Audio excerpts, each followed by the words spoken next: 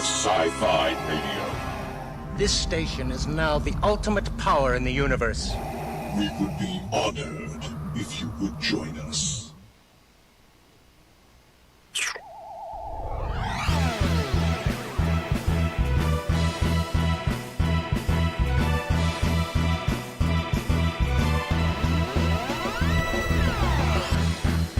Alrighty, it's another Thursday night. You are here with Docking Bay 94.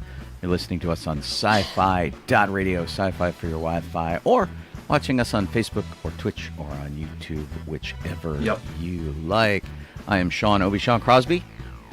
This is Jeff Donoho. I'm Colleen Kaylee Crosby. And tonight, we're very casual. we have cocktails that we talked about last week, which were inspired by your wife, Jeff. She made a cocktail. Yes. Is that what started this? Yeah. Yeah, that's so cool. Yep. Yeah. So she's like, let's drink for it. Okay. Yeah, so that's pretty awesome. And so we had two. We put up the recipes, which you guys were welcome to duplicate as well. Yep. Or, honestly, drink whatever you have handy and whatever makes you happy. That's what Sparrow's doing, so, you know. There are limits to that. Right. Well, drink a refreshing beverage. Don't drink castor oil. Right. Or I don't know. If castor oil makes someone happy, I'm kind of worried about y'all. Hey, Sam, did you bring a drink? Yes, I have two of them next to me. Jeff has two. We have one in our old school glasses, by the way. The old Spaghetti Company glasses, which are very funny. Here's here's my drink, which I haven't stirred yet to make it more sunrisey. Sunrisey. Yeah, we haven't done that either. If you look at the bottom, you can see everything's kind of down there still at the bottom. Yeah. Yep. Lori has joined us. Yeah, Lori said that she's just going to drink wine, thanks. Vicky and Alan. Alan says cheers. Yep. And Mr. Tillard, Matt Tillard is watching us on YouTube. Excellent. Hey, Matt. Vicky is here over on Facebook. Okay, and I know Don asked for the recipe, or the recipes, so he's probably making a drink. Yeah. And right now I'm trying to stir this up to get it a little more sunset-y looking. Well, and there was, it's really funny. We've been doing the show so long that the folder that I have all of this stuff is still in a Krypton folder because I can't change it because it's so locked in. There's Don. Thorn. Did you make a drink, Don? Let's see. Yep. Oh my gosh, so much sugar in that. Right. I have the falling now. What do you know? Scarif Sunrise. The non-alcoholic Scarif. Non-alcoholic Scarif Sunrise. If you look, this is the non-alcoholic version, and I don't know if you can see it. I'll put it kind of in front of my face. There are. Well, here, hang on, Jeff. I'll give you the blueberries floating. There's a close-up of you. Yeah. Very cool. Yep. So there's the blueberries, which are representing the 3 habitable moons of Yavin. Oh, that's cool. Is the part, and this is the part you add to it to make it. He's got the sidecar. Which just made it more red. But Very nice. Yeah, and then of course they fell to the bottom when I did that. But right. Don says he sent his own recipe to me, but I don't seem to have it. So I'm sad. See here we've got. Where's our full? I'm so big. Thing here. So Jeff, you made the both versions of the Yavin drink? Yes. Yeah, I made the regular and the alcoholic one, so you can see the difference. This is our Scarif sunrise recipe, which we sent out earlier, and I tried to make nice little cards for you if you wanted to print them out. They should fit perfectly on a 4x6 inch card if you print them. And no, I didn't. With all that, I meant to, but we had printer problems. Squish it, put it in. John made something called the Crystal Fox, but I did not receive the recipe. So if you could send it again, Don, that would be great. And then this was our simple syrup recipe for Jeff's drink, and then the the Yavin sunrise is Yeah. there. So. So that's the non-alcoholic version right there that I just did. Oh, here's Don's. Okay, No, that's. where's me? Oh, here it is. So, I'm gonna take mine, and I'm gonna. Whoop! I just lost my fruit. And give mine Oh, a sorry. stir over here. I should have given us Oh, nice there. cocktail napkins. Don, I received your Crystal Fox. I'll describe it in a moment. There we go. So it's kind of Oh, look at that. frothy and fuzzy and David's here too. kind of thing, and dripping on my keyboard. Again, Okay. I should have brought cocktail That's okay. napkins. There we Sorry. go. The fruit has been restored. I don't know if you guys know the Spaghetti Factory. Is it a nationwide chain? I do, but I don't know if anyone else does. But, yeah. Spaghetti Factory was this kind of cool Italian place that was in some old building, and they usually took a trolley car or a train car and jammed it in the middle of. You could sit in there and eat. And Yeah, kind of there's one in Newport. I remember Colleen that. has very festive toothpicks for our fruit. They look like neat. arrow fletchings, And now they have Pardon me. desk fluff on Nice. them on Sean's. which are fun. Yeah, well, the cherries do for Yeah. sure. Yeah, That's pretty funny. and then I have the boozy version, Ah, let's see the boozy version. and the boozy version it works the same way. You know, Oh, go okay. over here to the camera. There we go. And they're floating right now. Not sure why, Oh, but they're floating. whoop, wait. Or two of them are. There we go. I had the wrong camera on for you. Oh, There you go. okay. Okay, so the boozy version. They're there, two floating, one sank. But yeah, there you go. Oh, okay. With the sidecar. So it's just lighter. It's got less Yeah, red color in it. yeah. and there it Oh, goes I see. as You're it changes. pouring it in now. Yes. And then it changes it Interesting. to more of a sunsetty color. Wow. You said that's the alcoholic version? Yes. That explains why it's so fuzzy. Mhm. I'm having a hard time focusing on it. Right. How's that taste? It's good. What does Um, your glass have on it? The gin's pretty heavy, but yeah. But yeah. It has the seal of Abria's grandfather. Oh, that's nice. It's the Butler seal, but he was Harry Butler. Yeah. Okay. Don made a Crystal Fox, and he fills a large glass with ice, and he pours lemonade Crystal Light on top. So there's the crystal part. Got Then it. pours a Mike's Hard Lemonade on top to mix, and tops it off with a shot of Tennessee Honey Jack Daniels. Oh wow, there you go. Yeah, I like it. And is this an official, like, sort of Star Wars-y? No, he said he made his own. Oh, okay. He Yeah. he needed to use what he Yeah, had just on like we hand. did. And Yeah. and the reason that I mention that is because Star Wars, of course, has a crystal fox, and the crystal fox Of is course. called a Vulptex, Yes. and this is Wait. this is the crystal fox in Star Wars. Yeah. So there is an actual crystal fox. Yeah, I think animal. that's what. I, yeah, I probably think that's he's what basing Don it was on. going for. Yeah, so that's pretty cool. Yeah. I'm just clarifying. Okay. Oh boy. Well, then you should clarify that the Scarif sunrise drinks that we have are named Scarif because that's the most tropical planet Or in Star Wars that was we know once of, upon a time. or was once upon a time. True. And our drink is coconut, pineapple, orange, Right. and pomegranate. It's Yeah. it's a little bit pina colada, a little bit And what is that? The cactus cooler, little cactus. yeah, cooler. kind of. We don't have any. What's the red stuff? Grenadine. Grenadine.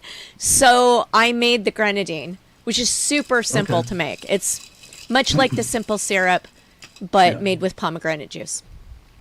But it didn't. You weren't required to make it. It's easy enough for everybody to go out and acquire grenadine, so I Yeah. didn't include that as the recipe.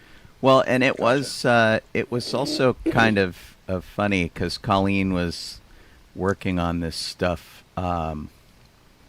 at in the kitchen, Yeah. and so she had it out, and our let's see if I can find the picture I'm looking for. Here we go. So this was our refrigerator, which looked like some sort of weird ad thing going on. It's like we had like buy these products. It's really funny. So, and you can see in the back is a friend gave me an entire bag of oranges. So I squeezed the oranges to make the orange juice because we don't normally have orange juice at home. And I went out and bought the pomegranate juice that's that palm right bottle. Yeah. And then the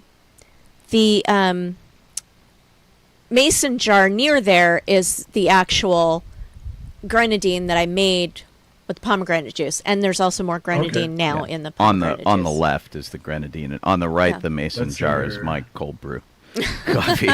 Do not mix those up. No, that would be gross. It would be a bad thing.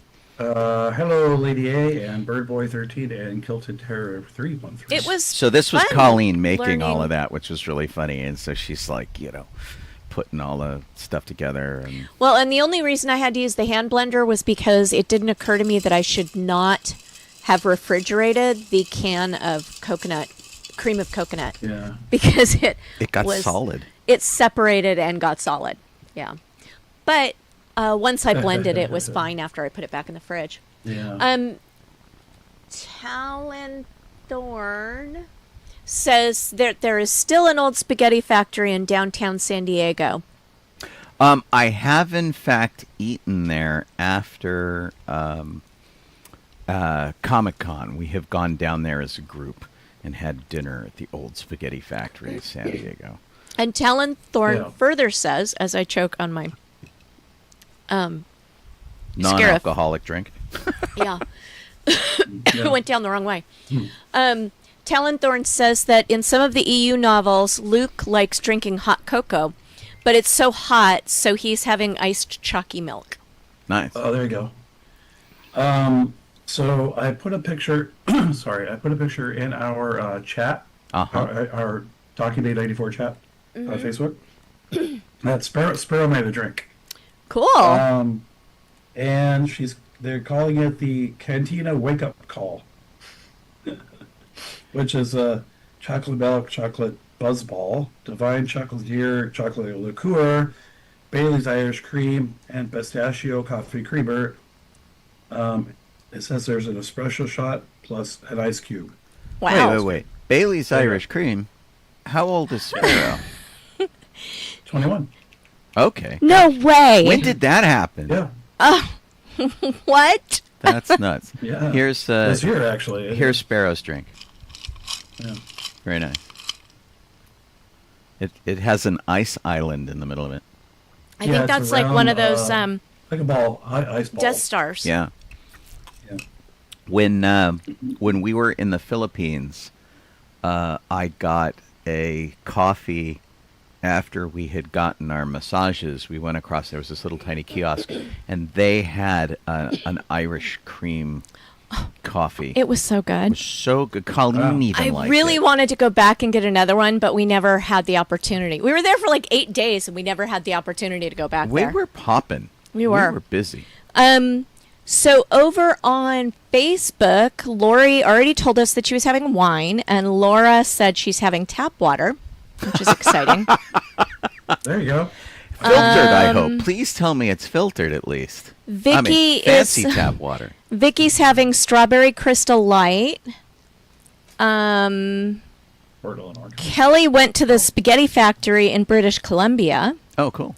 but they're not related to the United States one. And I think that's it for people's drinks. We yeah. used to have a spaghetti factory in Hollywood that was great. Yeah. Judy, I'm guessing Judy Brannigan, is on YouTube saying that it started at Portland, Oregon. The Spaghetti factory? Interesting. Yeah. Cool. Well, I hope anybody who comes in will let us know later, will let us know what they're drinking. We'll try to remind you as the evening goes on. Interesting. Oh. Yeah. And let us know if you enjoyed this cocktail hour and you would like us to do other, like maybe some Star Wars recipes or something like that we share We on the do show. have some various Star Wars cookbooks that we could have just dragged something from, but Jeff's wife inspired this by cooking something up, so that's why we made up our own. Yeah. So regarding the old spaghetti factory, since we've gotten off onto that tangent, it was in fact it is based in Portland, Oregon. OSF International owns it, and the one in Canada is connected to the one in Portland, Oregon, although it's owned by a Canadian company that's OSF Canada. Okay. And they're also, believe it or not, in Japan. That kind of a that's not surprising Oh my goodness. considering how popular spaghetti was in the Philippines. Oh, okay. Yeah. And how popular, fried chicken being popular in both China and the Philippines You could get probably doesn't match up, but cute. the Lady A 1066 is drinking tea with lemon and honey. Nice. Yep. When were you born, Jeff? What year were you born? 1971. 71. The Spaghetti Yep. Factory is younger than Colleen and I, but older than you. Wow. So Laura, who is drinking tap water, Right. said that she's named her beverage a melted Hoth. Melted Hoth. Okay. Right. When Hoth freezes over. I think it's the other way around. Right. Kelly says that Joey will be 23 this year. Yeah, that's Yeah. just wrong. Sean and I got married when we were 23. Just wrong. Crazy. Wow. Oh, man. Judy is drinking Earl Grey tea. Hot. Nice. There you go. Yeah, but probably not from a replicator. Well, No. someday. Right. Although, what if it's like, there's a replicator, but what if the replicator's like the machines in the Hitchhiker's Guide to the Galaxy that actually can't make a good cup of tea, and they just deal with it? Maybe Captain Picard burned off his taste buds in the war. Maybe. Could be. You never know. The Lady A 1066 says that Wookiee cookies taste great when made with Moose Track ice cream. I need clarification on this. Are you making ice cream sandwiches with Wookiee cookies and then Moose Track ice cream in the middle? Or are you melting ice cream and using it as part of your recipe Mixing to it make into the Wookiee recipe. cookies? Yeah. Yeah, that's kind of strange. Replace the some of the ingredients with the melted ice cream. That would be weird. It's possible. They're Well, sure, it's- melting. She says melting Wow. it and using it. All right. Wow. In place of what? Now we Or maybe know. it's original recipe that just... melting. Oh boy. And has knowing that. is half Yeah. the battle. Wow. All right. I think we're pretty much caught up with everybody's drink. Mela said she was all excited to join us tonight because she likes to have a cocktail, but she sometimes pops in later. So Right. we'll have to see what Mela brings to the party and what Eric brings to the party. And just at the moment, I would like to raise my glass to Pat because mentioning people coming in later made me think of her, and I miss her. Yes. Pat and her husband Eric, sadly, we lost this year. And they were here nearly every week. And they were old, long-time convention friends. We do very much miss them. Yeah.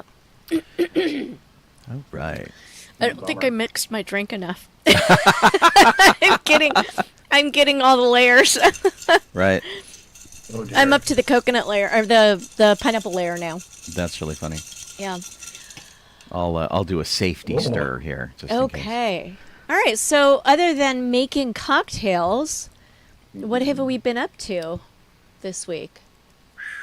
Sean and I on Friday went to a concert at the Walt Disney Concert Hall, We did. which was pretty cool. Someone gave us tickets, and I had been in the concert hall, but I had never heard a performance in the concert hall. It was a wild ride of an evening. It was. We had to fight traffic So, to get to the city, and which was nuts. the fighting traffic took less than we thought. Like, it took us just about 5 minutes shorter to get to downtown LA than it does to get to the Pantages in Hollywood. Right. Because But we it's were on farther freeways away, all but the we way. were on freeways for more of the time. Yeah. And, pretty nice night, not terribly hot, and, good cloud cover and whatnot. And I like our city. I think it's rather picturesque. But this is our view from the road on the way in, just before you dip down and you get sort of stuck in all the freeway interchanges that surround downtown LA. Yeah. Parking was pretty easy at the concert hall, which was cool. Nice. This was Frank Geary, right? Frank Geary designed the concert hall, I think. Yeah. And he think is so. always getting slammed for his really weird architecture. And apparently the concert hall was sort of designed with acoustics in mind first, and then the outside of the building just kind of did whatever they want that has no bearing on the rest of the building. And when they first put this building in, it is all skinned with like stainless steel. And it was blinding people everywhere. It was like people were getting sunburns. You couldn't look at the building. It was really bad for people that live in the area Yeah. because their apartments were getting heated up. And the sun would, the sun would rise and then focus the sun's beams on other buildings to the east, Wow. and then the sun would set in the west and start shooting beams on the other side. So they had to come in here and completely sandblast the entire building so that it had a texture to it and wasn't quite that mirror shine that it originally was. So it was kind of nuts. And the building itself is crazy. I mean, this is weird architecture. It's you look at it and you're like, okay, well, where is I don't even remember seeing that. the concert hall? This was behind us as we were going to dinner. Oh. I took a shot over my shoulder, and certain things are really subtle. Like you can see on the right side that it says Walt Disney Concert Hall etched into the steel of the building, I see that, yeah. which is really kind of cool. But there wasn't much of a crowd while we were there, and we're like, okay, we can walk to dinner. It'll be great. And it's only supposed to be like a 10-minute walk. Right. And the night that we were going was Casual Friday, so you didn't have to really dress up. And they were also having a lecture before and after the thing. And we're not classical music people.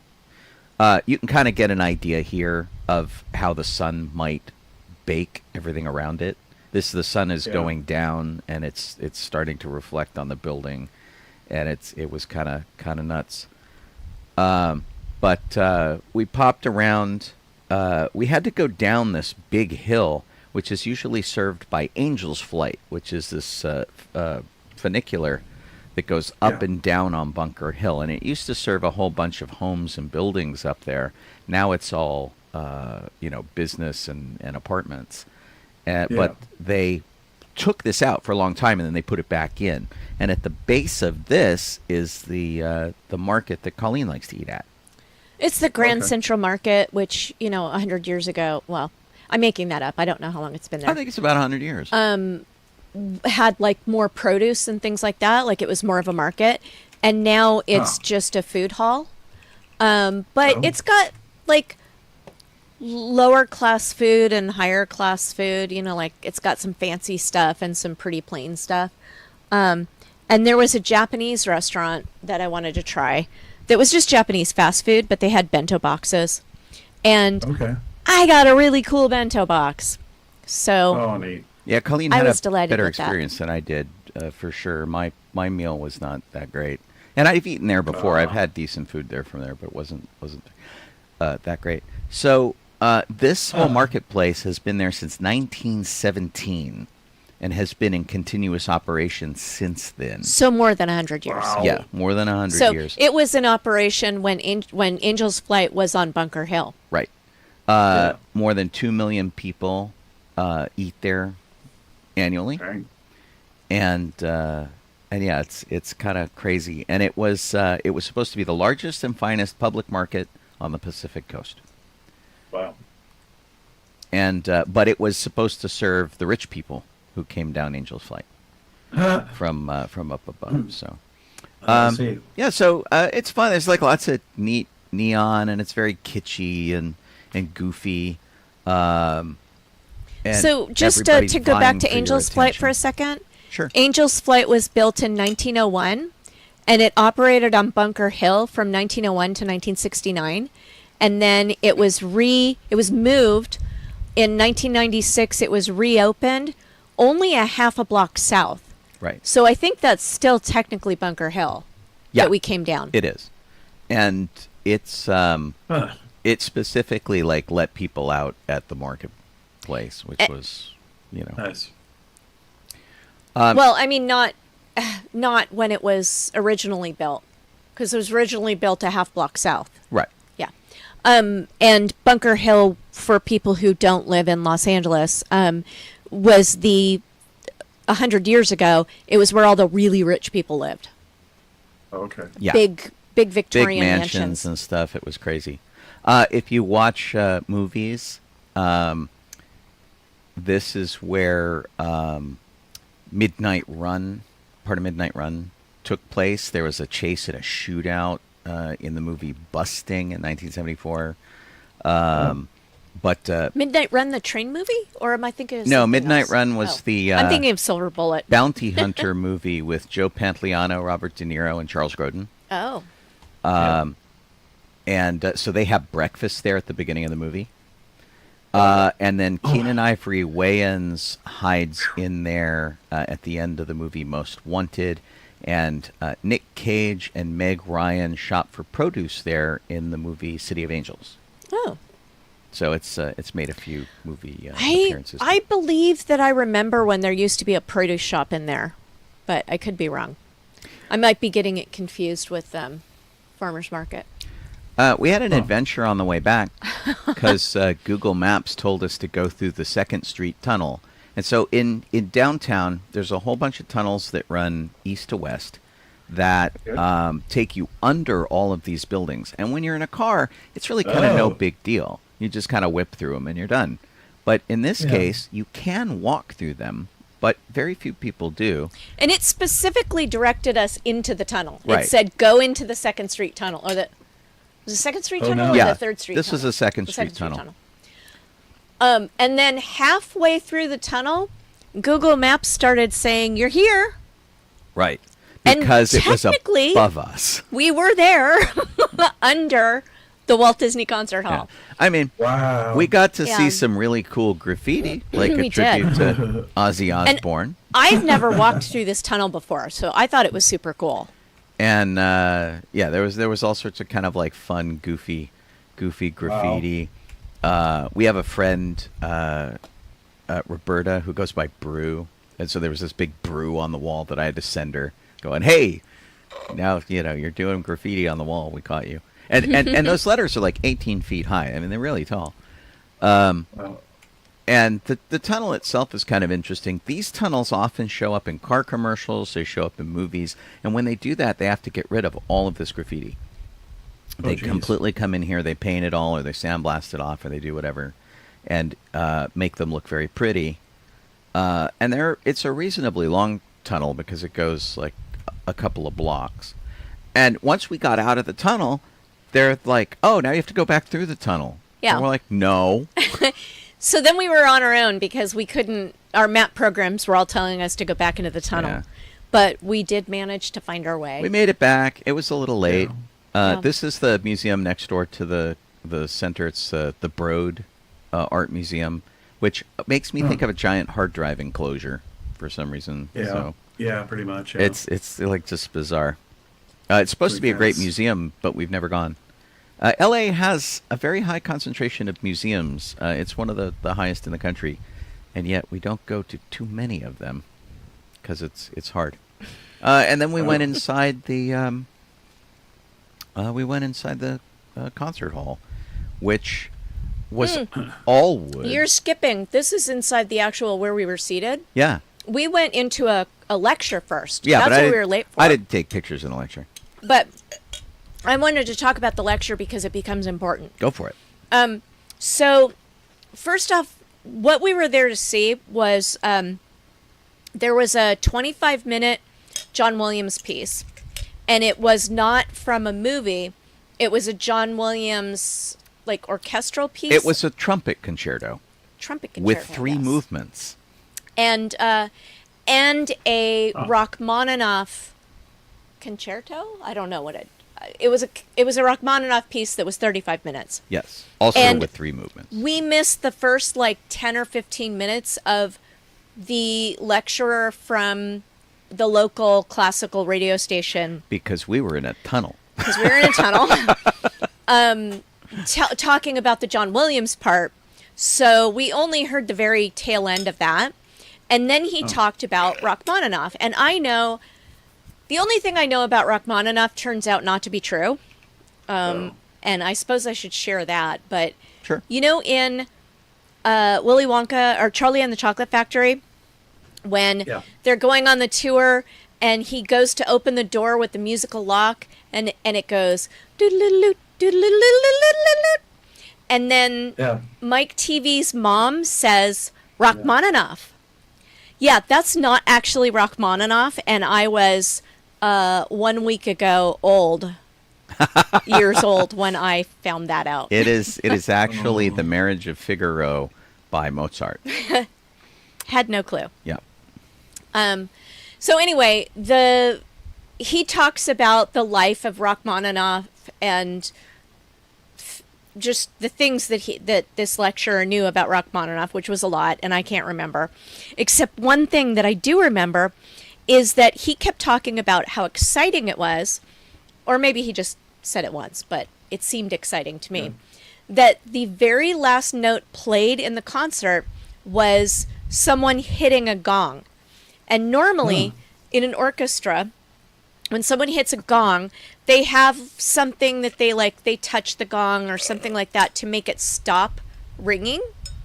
But in this particular piece, they just let it ring. There is a specific instruction that says, until it ends. Yeah. So I was very much looking forward to hearing that. Now Sean can go ahead with the rest of his picture show. Right. So, the centerpiece of this thing is like a giant pipe organ, which looks like it exploded. Honestly, it's like beams everywhere. It's kind of crazy, and it like dominates the room, whether it's used or not in the concert, which is really kind of funny. And the keyboard's up there high. This is the view from our seat, which were actually pretty nice. This is where we were able to see. We were sort of on we were on what would have been like the 55-yard line if it were like a football game. You can see the edge of the stage. You can see where the orchestra is down there.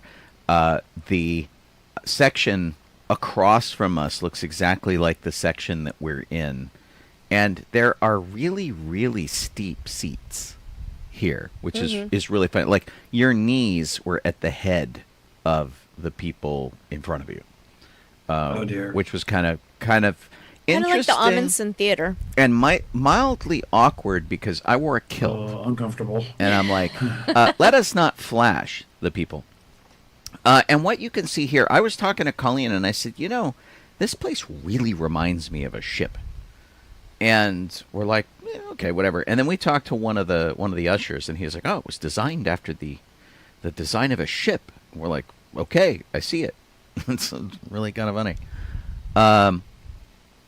And it took a while for everybody to kind of get set up. And the nice thing about where we were sitting is you could get nosy. You could look over at the organ and see what was going on over there.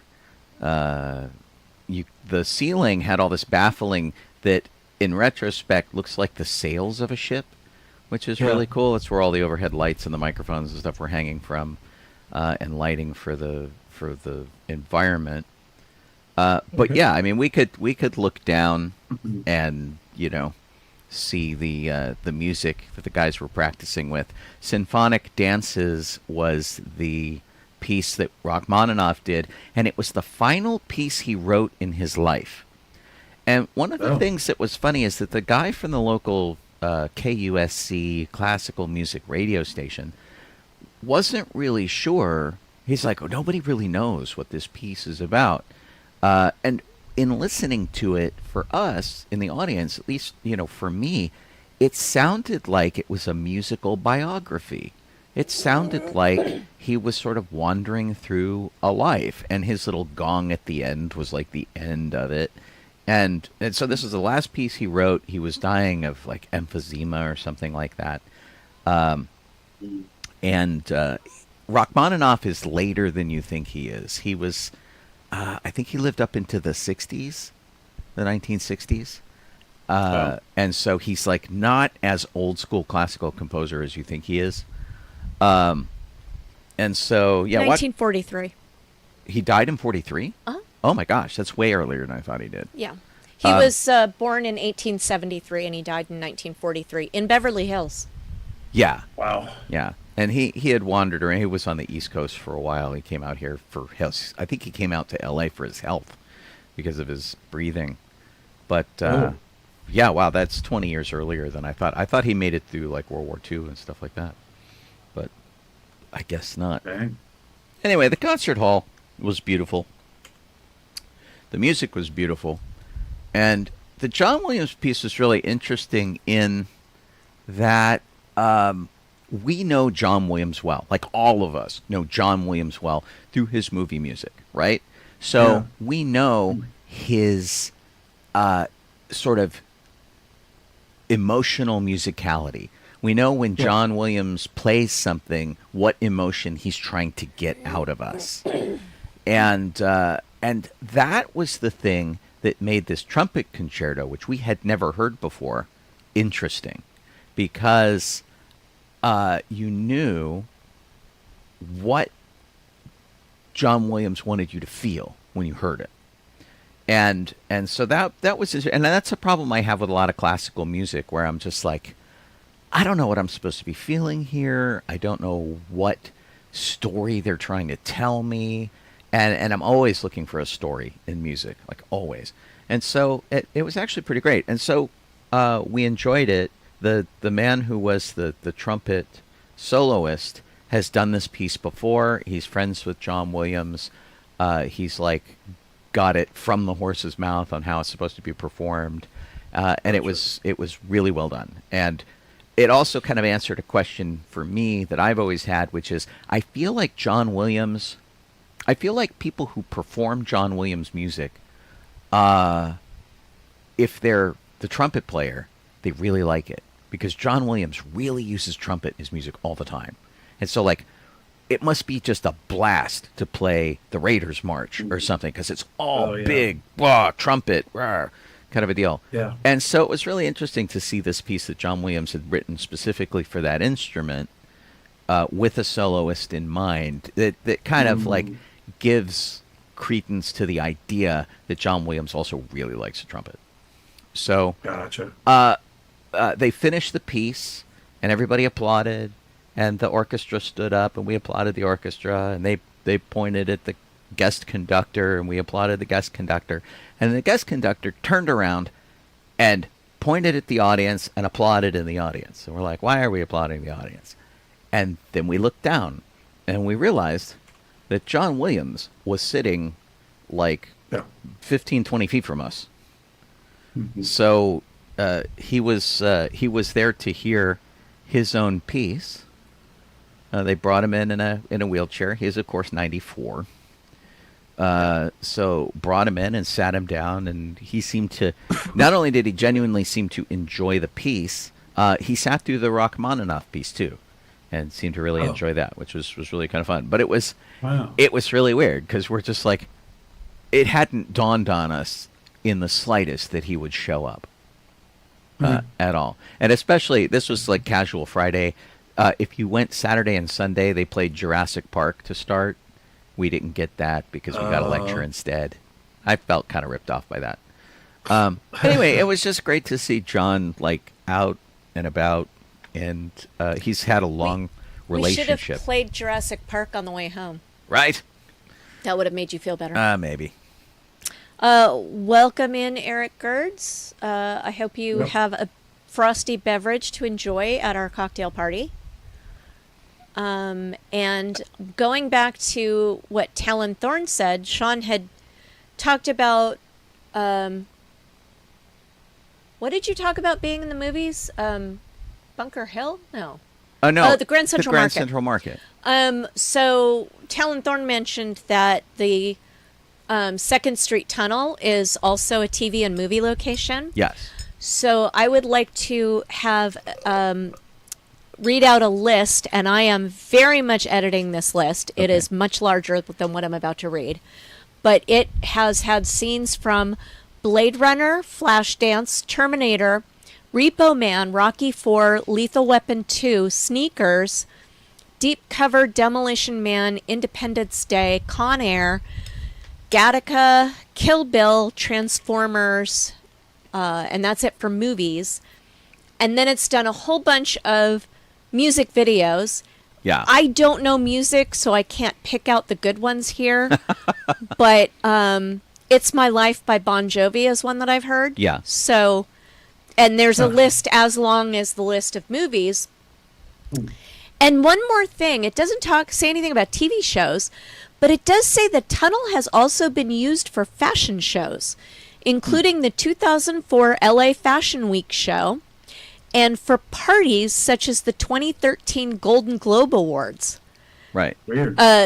Golden Globe Awards Art of Elysium / Audi party.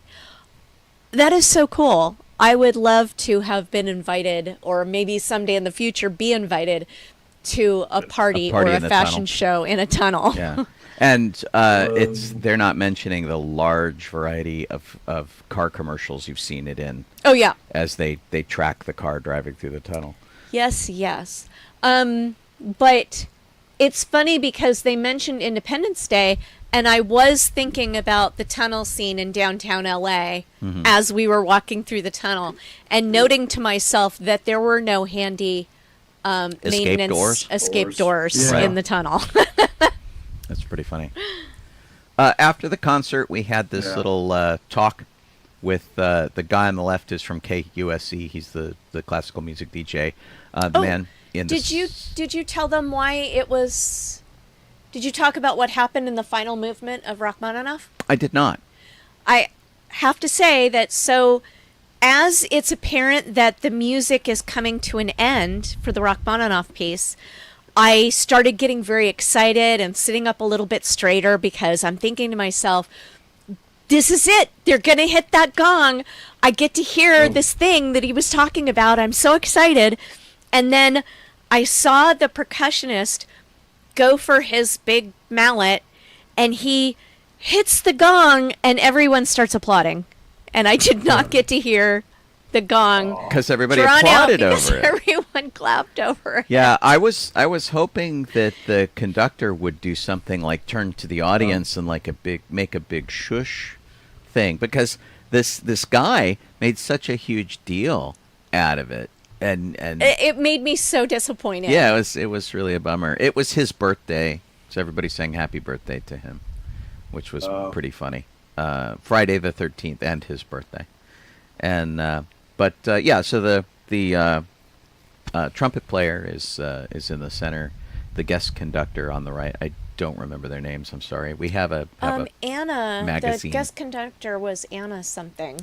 She was German, I believe. Yeah, she was German, and it was nice. It was cozy. Asked pretty good questions, and very casual. Everybody was having a pretty good time, and it's funny. So we know John Williams, and we know him a certain way, and we very jokingly call him Johnny. I spoke to him at an event once, and he's like, "Call me Johnny," and I'm like, "Okay," and here the guest conductor on the right is like Maestro. He's like, "Oh, it was so great that Maestro was able to join us at the," and it's like it's all a different frame because we're like Star Wars and Lost in Space and all this TV stuff he does, and she's like, no, Yeah. Maestro, man. Her name is Anna Handler. Oh, okay, great. And his name is... It's here somewhere. This is the harp that the poor guy had like 2 measures of harp music in. He sat there the whole time being bored. Oh, here it is. Thomas Hooton was the trumpet, the trumpeter, Soloist. the trumpet soloist. Okay. Cool. He's the regular lead trumpet for the concert. LA hall. Phil. For the Oh, LA okay. Phil, yeah. Anyway, it was really nice. It was kind of outside of our usual experience. We got the tickets from a friend of Colleen's who goes a lot and has like season tickets, and so it was very kind of her to make the offer to us. I don't think we embarrassed her too much, so that'd be fine. It's a neat place to go, and it makes so much more sense looking at all of this once the guy's like, oh, it was designed after a ship, and I'm like, I see it. I could totally see the ship. It was very cool. All right. And then we ended up at McDonald's because McDonald's. I have to call back to something from earlier. Someone told us that they melt ice cream and put it in Wookiee cookies. Yes. Lady Who A. was that? Lady A. So I'm looking at the official recipe for Wookiee cookies, which they're actually calling Wookiee Ookies, claiming that this is what they're called in the holiday special. I don't remember Sure. that, so I can't confirm. Right. I don't know.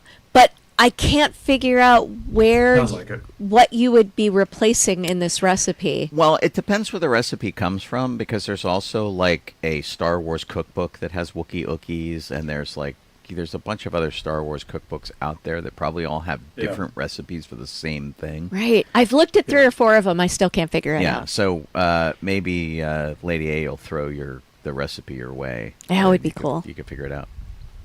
Boba-Kit says she got to work a Johnny event at the Walt Disney Concert Hall in 2014. Oh, very cool. It was cool. Yeah, we've done a bunch of stuff with John Williams, Hollywood Bowl, and things like that. He's been super kind. When I cornered him and was a little too formal for him, which prompted the "Call Me Johnny" comment, we were at the AFI Film Awards when George Lucas was getting a Life Achievement Award, and I think he had left his seat to come into the lobby to go backstage to go make his speech, and I stopped him. I'm like, oh my God. I'm glad I didn't make him late. But, Oh, man. he was a target of opportunity. He was walking by. So we've been talking about all this kind of stuff. Jeff, you did you had an Ahsoka Day. You want to explain Ahsoka Day? Yeah. It was, excuse me. It was because our little dog, who's no longer with us, Ahsoka, she would have been another year old that day. So we were celebrating her, and we're also celebrating St. Patrick's Day at the same time. So we did both at the same time. And was that her actual birthday, or was that like the gotcha day when you brought her home? I think it was her actual, but it could just be based on when we got her. I'll have to talk to Umbria, but I think it's her actual day. Okay. Yeah. So, and basically just family just hung out and, had food and stuff and talked and whatnot. It wasn't like a huge thing, like a big party. It's a good way to do St. Patrick's Yeah. Day, though. Yeah. That sounds nice. But, yeah. So I miss that little girl, so, Yeah. every day. And so, Yeah, it's hard we when a did member that. of your family isn't able to be there anymore. Yeah. We have a turtle for a reason, because Yeah. we couldn't handle our little pets dying all the time. And we took Yeah. it really, really hard because we get horribly attached. And so, Yeah. what lives long? Turtles. Turtles live long. Yeah. Less cuddly, Exactly. but they live a really long time. Yeah, that's true, yeah. Yeah. What was your yard work? Well, the yard work was, and you guys already saw it in the chat, but that yard work was basically that we got a mower, electric mower. And I could on a charge, I can just mow the entire front and backyard with it. It's like it doesn't need to be thrown back on a charger in between. Awesome. It actually has a strong battery. And it was like I've been pulling weeds and then I've been leaving the grass that has foxtails because I'm like, I'm just going to mow over it, leave the grass part, and suck up the foxtails, and throw out seed. So that's really most of the yard work is that, and just typically that watering after, sometime after that, so that whatever grass that's out there can survive. And so then the process is basically going to be me taking some of the little bit of a hill we have in the corner down to and such, and getting topsoil and stuff, and start throwing out more seed, so we'll have a lot of more actual grass growing. Cool. Yeah. So, but it was not as hard. It was like I thought it was. Electric mower in my mind. I'm like, oh no, this is gonna have trouble. This thing. And boy, it worked really well. Like obliterated everything. Like, dang. They're extremely resilient. They're very tough, and the battery lasts for a while. And I love the ones that are like app controlled or remote controlled, where you could just sort of drive it from your lawn chair. Oh, yeah, that's interesting. Those are kind of crazy. There's one that I wouldn't trust that is like a Roomba, where you set it up and you just let it go. I would not trust that. No. I feel that's dangerous. This doesn't have a drive motor for the wheels. They're just loose. They're just freewheeling. So you just have to push it around. Okay. But it's got a bag, so great. It works. It was it did its job. So I'm going to be doing it again probably for tomorrow or something. I don't know. Depends. But yeah. Excellent. But that was the fun part. Just the fact that we're finally getting closer and closer to having a better manageable yard. We might get a tree and put it in the corner. Oh, cool. Where that little hill is, sort of like a Ahsoka corner, Right. So, yeah. And the last bit was the organ, and I was on the way to work. I don't know what time in the morning, like 7 o'clock in the morning or something. And I had a morning shift, and there's a unit down from us, down the middle of our street, where these two ladies, 70s, 80s, that range, that do this amazing Halloween display every year. They have like skeletons having parties and stuff and all these things. It's just like they got little block awards and stuff. But hey guys, they're really nice. They're really nice. I think the one that I was talking to was Belinda. They were getting rid of an organ, an old an air powered organ. You plug it in, and I was like. And I came over and I was looking for them, like, just basically asked them if if this is getting rid of this or whatever, and it was going to be picked up by the garbage because, excuse me, she couldn't get it to, she couldn't get anyone to take it, from I guess within her family. Sure. Is what I yeah. And apparently it was her father's. Wow. Oh, it's not a young organ. She helped me. It was on a furniture dolly already, and she's like, I told her who wanted it. It was Owen, or wanted, and she's like, and where we're at. So, oh yeah, Owen. So you do Owen, and so we kind of. I pulled it mostly. He pulled it, and she helped kind of push it. Wow! And we just kind of rolled it down there to Owen's driveway. That's cool. That's awesome. And So she had a bench for it, and there's a bench, and there's a box full of a bunch of music books. Oh, especially neat! Ones like how to play the organ, So does Owen know how to play? I'm not sure how much Owen really does play, but I think Owen wants to learn and everything and have that. So, and it works. There's nothing wrong with it, I think. It just couldn't get anyone to take it. Yeah. So Owen will be in a nice place with Owen. Wow. Yeah. And I had messaged them before. I'm like, they're throwing, they're doing this. I'm like, oh, I'm at work. I can't, see if they'll save it. I'm like, I don't know about that because they put it up for the thing. And she helped me move it over there. So I just sent Owen a picture. I'm like, Oh, man. of it. It's sitting in the driveway. Click, here you go. That's so cool. I am super, super jealous. There was an organ down the street. There was an old Victorian bellows organ. Oh, man. And it was half a block away, and I couldn't find anybody. I tried for more than a week to get somebody to come help me move it half a block, and I couldn't do it. Just could not get it.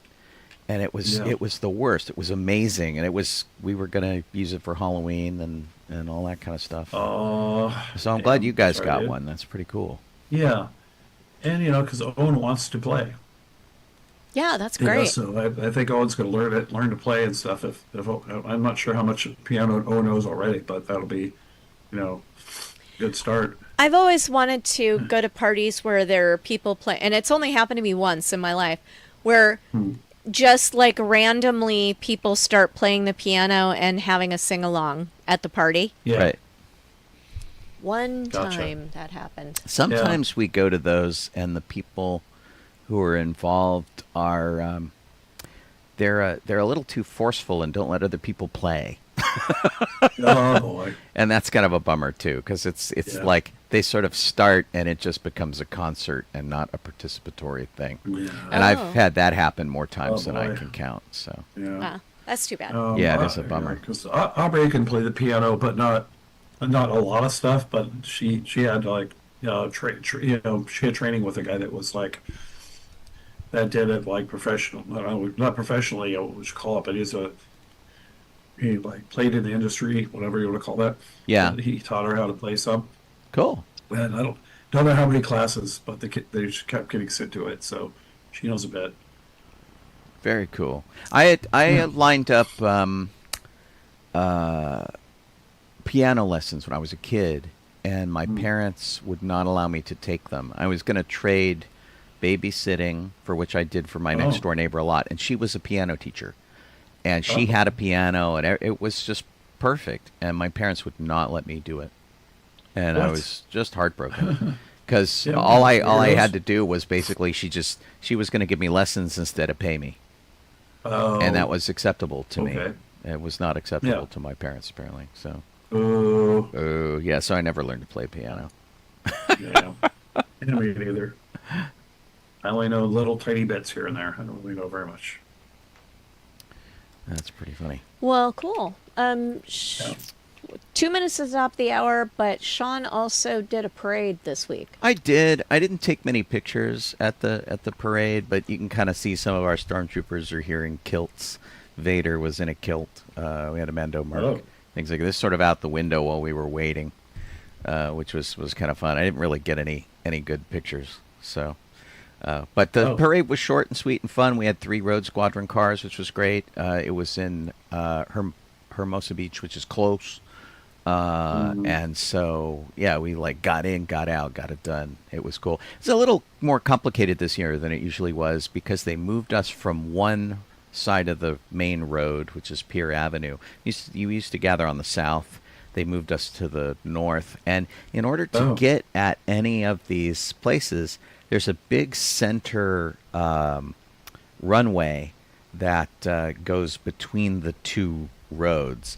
And to get, you had to go like 2 miles to the south and then 2 miles to the north and then come back. And it was really awful. So they could have organized a little bit, especially because when you went to the intersection, you were 50 feet away from where you were supposed to be, and they wouldn't let you through. Oh, boy. Cops wouldn't let you through. Good grief. That was nuts. We were right behind the LA Ghostbusters. You can see them in the picture there. So talked to those guys for a minute or two. And it was. We had a great time though, and it's always a really enthusiastic crowd. I think there were more people there this year than there were last year. So very much. I like the close events, and so we all got kilted up and had a pretty good time with that.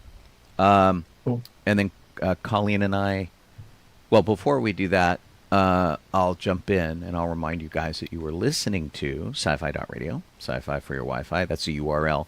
You can go there and look up our schedule and whatnot. We've been doing this show over there for quite a long time.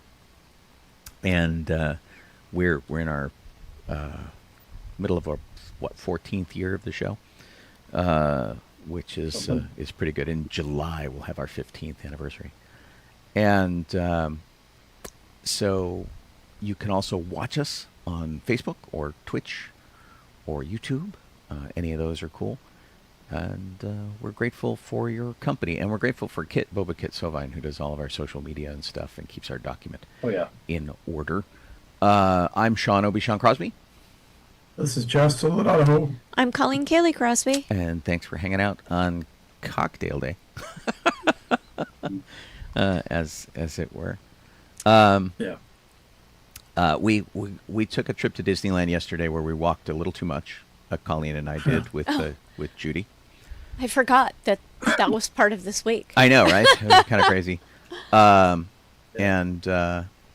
Although this isn't a Disneyland thing, but while I've got this picture open, this makes me laugh so hard. I love truth in advertising. And there's a toy at Target that says, "Let's hit each other with fake swords." Oh my gosh. And it's kind of epic. So I'm that's something else. Wait, I have to go get something to share with everybody. Hang on. Very pleased with it. I'll be back in a minute. And so our trip to Disney was pretty straightforward. We had an inchworm drop on us, which was fun during lunch. We took a train trip around the park, which was pretty straightforward. We haven't been on the train in a while, and in fact, they put the train away while we were on the train, which was. They told us to get off the train so that they could put it away. And I got in trouble for this, Colleen a little bit too, where they're opening this Bluey stage show over in what used to be the Fantasyland stage. It used to be Videopolis and it was a Fantasyland stage. Now it's like the Bluey stage or whatever. It was more confusing than anything else. And so we went over there because they had these things all lit up. And they had them roped off. You couldn't approach them. But they were all lit up. So I went over and took a few pictures. And the guy's like, "You can't take pictures of our rehearsal." I'm like... You could see, like, to the right of this picture, there was a little sliver where you could see some people standing around talking. You could see. Oh, well, I could see. I couldn't see but them. I was like, but I'm not going to take a picture of your rehearsal. I just want to take a picture of the Bluey picture. Right. And he said no. So I guess I made it past his radar. He was busy with Colleen or something, because I got a picture of that. And then there was a car that's like a photo op over there. I got a picture of that. And the guy's like, "You can't take pictures of our rehearsal." I'm like, "Is the car rehearsing?" Did you say that? Yes. I'm like, oh my it's gosh. It's like, come on. It did seem really odd that they would, like, if they didn't want people to take pictures of the things, that they would have, like, not put up a barrier or there something. was a fence up there for the longest very time. Odd. Why take it down while they're rehearsing? Just leave it up if you don't want people to take pictures. Yeah. We did make it over to Adventureland to make sure that Patrick Begora had decorated for St. Patrick's Day. So he put some garland around his stovepipe and a little something on his door. He had a little pot of gold over there with a rainbow coming down to it, which was very cute. If you don't know who Patrick Begora is, he is the little man of Disneyland. He's a leprechaun who was living on the property when Walt Disney bought it to turn it into Disneyland, and part of the deal of putting Disneyland there was he got to keep his house, and so his little house is built into the base of this tree to the right of the Indiana Jones attraction between Indiana Jones and the Swiss Family Treehouse. So it was cute, and we all went over and checked it out and made sure that he was properly decorated for the day, even though we got there the day after St. Patrick's Day. So it was nice to see that he was still all done up. So I have two things that people gave me at Disneyland yesterday. And I'm going to share them with you. Okay, hang on. There you go. Oh, okay. They're so very different. They're very different, and they're both little tiny. Right. So there were all these people wandering around wearing Tahine shirts. And I finally stopped one of them and said, "Why are you like here for the Food and Wine Festival? Is there a company event? Why are there so many of you people?" But it turned out that we did not have a language in common. So they basically, there were two of them, and they kind of seemed to say, "We're just here visiting." And I was like, oh, okay. And then we started to walk in our different directions, and one of them ran after me and said, "Wait, here," and gave me this little container of tahine. So I've never had any tahine at home, and I'm excited to try it on all of my fruits and beverages. It's a blend of chili peppers, lime, and sea salt. Yeah, And it comes supposed to be good on melon. Comes from Mexico, which was the language gap. Yes. Is the whole crowd was the company from I Mexico. don't speak Spanish, which is really dumb for still. someone living in California. So I had kind of Tahine is wanted. the best on watermelon. Oh, you have to explain your second thing. Oh, my second thing. So we were, we had a very hard time deciding what to eat. And Judy said that she would like to have one of those Monte Cristo sandwiches, which I'm never doing that again. That was like eating Monte Cristo. a donut with a very thin slice of ham in it. It was definitely not. I mean, like, I've had Monte Cristo sandwiches before and enjoyed them, but after a day of eating a hamburger and an ice cream, I didn't need to top it off with a donut and a piece of ham. And it's the same problem we have with some Reese's peanut butter cup incarnations, where like the Reese's Christmas tree or the Reese's Easter egg, the chocolate to peanut butter ratio is wrong from a regular peanut butter cup. We had the same problem where if you go over to the Cafe Orleans and you get a regular Monte Cristo sandwich, the proportions are correct. If you get this one, which is kind of like a snack version of the sandwich, it's too much batter and bread and stuff with not enough filling in it. It's just the ratio is off. And the place that you get this is in New Orleans Square. There's a little window that usually sells soup out of it, and they now have clam chowder or broccoli cheddar soup in a bread bowl, or this snack size Monte Cristo. I keep wanting to call it a Count of Monte Cristo sandwich. Yeah. And so right next door to that used to be the Haunted Mansion store, gift shop. And ever since they built a gift shop over by Haunted Mansion, they have, first they made it into a something else gift shop, and then they took everything out of it and made it into a dining room. And then they decided that wasn't working, so they put a gift shop back in there with random stuff. Yeah. And this week they took all the stuff out and opened it up as a dining room again. Yeah. So the idea was behind the gift shop, and if you go back to when we were kids going to Disneyland, that shop used to be an antique shop. And so you could go in there and find just really weird, cool, old antiques, like sort of turn of the last century kind of stuff, which was really cool. Okay. And then eventually it just became like a Haunted Mansion store.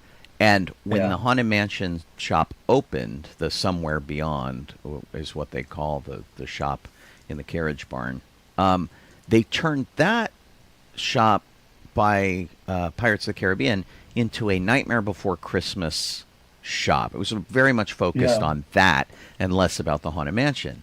And I guess it just didn't work. So anyway, we're sitting in there eating, and we're tired, and so we're all basically just scrolling through Facebook. And as we're scrolling through Facebook, we see that a friend of ours is at Disneyland. And so we each, Sean and Judy and I, each reached out to this friend using a different method. I responded to his post and said, "We're here too." Judy texted him. Sean Facebook messengered him. He responded to the text and said, "I'm in Club 33." And we realized we were basically sitting right below him. Right below him. Yeah. So So we said that we're sitting in this restaurant right below you, and Judy and I ran outside, and our friend came out on the balcony and waved at us, and we waved at him, and he said, "Hey, the group I'm with is going to go to Rise of the Resistance. Do you guys want to go?" And we're like, "Yeah, when?" And he said, "Right now." 10 minutes. We'll be done in 10 minutes. No. First he said, "Right now." Oh, okay. And then he said 10 minutes as we were getting up to go meet him outside. And so when he said 10 minutes, instead of standing in front of the balcony where we went and sat in front of the Club 33 door. There was a bench nearby, and we sat on it. Yeah. And then after half an hour, yeah, he came out, just him, not his friends, and he gave me his little after dinner candy. That's a little box of chocolate that that they have there. And then what was sad though was that he didn't know that there were 6 of them that were in the restaurant, and the person who had hosted them had said, "Let's all go to Rise of the Resistance. I have a fast pass to cover all 6 of us." And our friend didn't realize that it was only the 6 of them. And so he invited us. I thought when he said, "We're going to go to Rise of the Resistance," I thought our group and their group were going to go stand in line for Rise of the Resistance. Right. And then it turned out that they were going on, the fast pass, and so there was embarrassment on all sides. And and we were like, no big deal. I feel like we didn't make the best of impressions on his friend. And although Bino is very enthusiastic, but he realized that the fast pass thing was in play. He said he forgot about it. And so we turned to his host at Club, who took him to Club 33, and said, look, if the math doesn't work out, we totally understand. It's not a big deal. Don't do anything special, and we understand. We know, and so hopefully that was enough. Yeah. So it was just awkward and a little embarrassing, even though none of us. The 3 of us are at Disneyland enough. It did not put us out to not go on Rise of the Resistance. And so, we ended up actually, so they went to go on Rise of the Resistance, and we were like, okay, what do we do now? Maybe we'll go stand in line for Rise of the Resistance, when we realized that there was a show going on in the Rivers of America. Right. It was 9:30. The projections were starting. Oh. And there was no one there. Yeah. We walked right up to the railing and watched the show. Mm-hmm. And so we watched that, and then we ran over and met Jeff, said hi to him, and then gave him a Tomorrowland sticker. Yeah, and then we wandered over to Batu to go see if we could get on Rise of the Resistance, and there was the evening projection show there. And so, again, there wasn't a ton of people there. Nobody was watching it. Yeah. And so we just walked right up and had a fine place to see it. Yeah. And then by the time that was over, it was too late to go on Rise of the Resistance. It was closed. So we did a little bit of shopping. I wanted to stick my head in Oga's Cantina because they are revamping it for the original trilogy as they make changes to Galaxy's Edge, where over by Rise of the Resistance, that's going to be the sequel trilogy, but sort of over by Oga's and the Falcon and things, that's going to be the original trilogy. And there's a sign that's been up for a while that's still there, which is this. It says, Oga's Cantina closed for repairs from excessive Life Day celebrations. And, of course, we feel mildly responsible for this because we run the Life Day celebrations. Which is kind of funny, but they didn't. That's one heck of a hangover, right? Because that was back in November. And so this, while this isn't open, they've been doing some soft opening, and then they'll tweak it, and then they'll close it, and they'll do a bunch of stuff, and so they're removing anything that is referring to the Resistance or anything in the original anything in the sequel trilogy is being removed in there, including references to the Galactic Star Cruiser in DJ Rex's repertoire, where he makes little comments about it. There was a message board that's in there, and they had to take a couple of the messages off because one talked about the Galactic Star Cruiser, one talked about the First Order. So apparently they're removing all mentions of the Galactic Star Cruiser anywhere in any of the parks. Yes. Like it's not going to be part of the lore anymore, which is really sad. I mean, it'll probably still be a legend, but it's not an active thing anymore. Yeah. I read an article that said, they're taking out any reference to it. I mean, they can't brainwipe people. Right, and they can't. It's already in books, and there's it's in a bunch of stuff that it's not going to go anywhere. Things that they consider canon, but it's just not going to have any kind of reminder to it, which it's an interesting thing because I know people who went on board and went, oh yeah, that was really fun. I had a really good time. I completely enjoyed it. I liked the LARPing thing, and moved on. And I know other people who were have not been able to move on from this experience at all, and they're like, we have to throw conventions that honor this. We have to recreate it in different locations.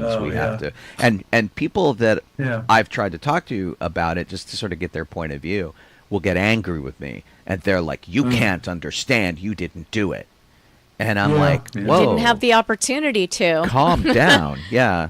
And it's like, we would have loved to, Kevin, and especially when they were going to shut things down. Is that like the folks that went to see the original, the first Avatar movie and were lost in Avatar land and were freaking out? Kind of, yeah.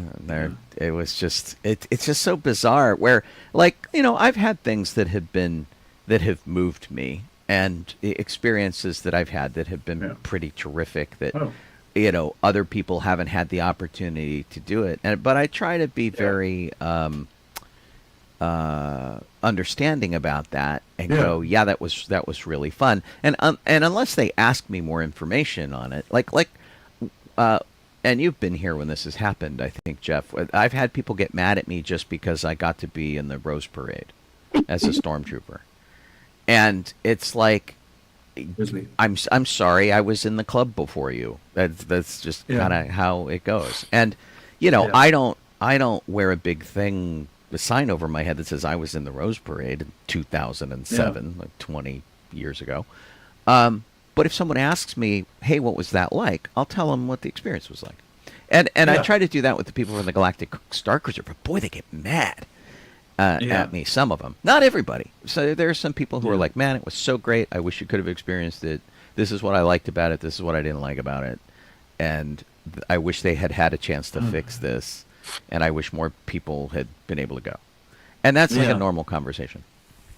So taking it out of Disney Land and World,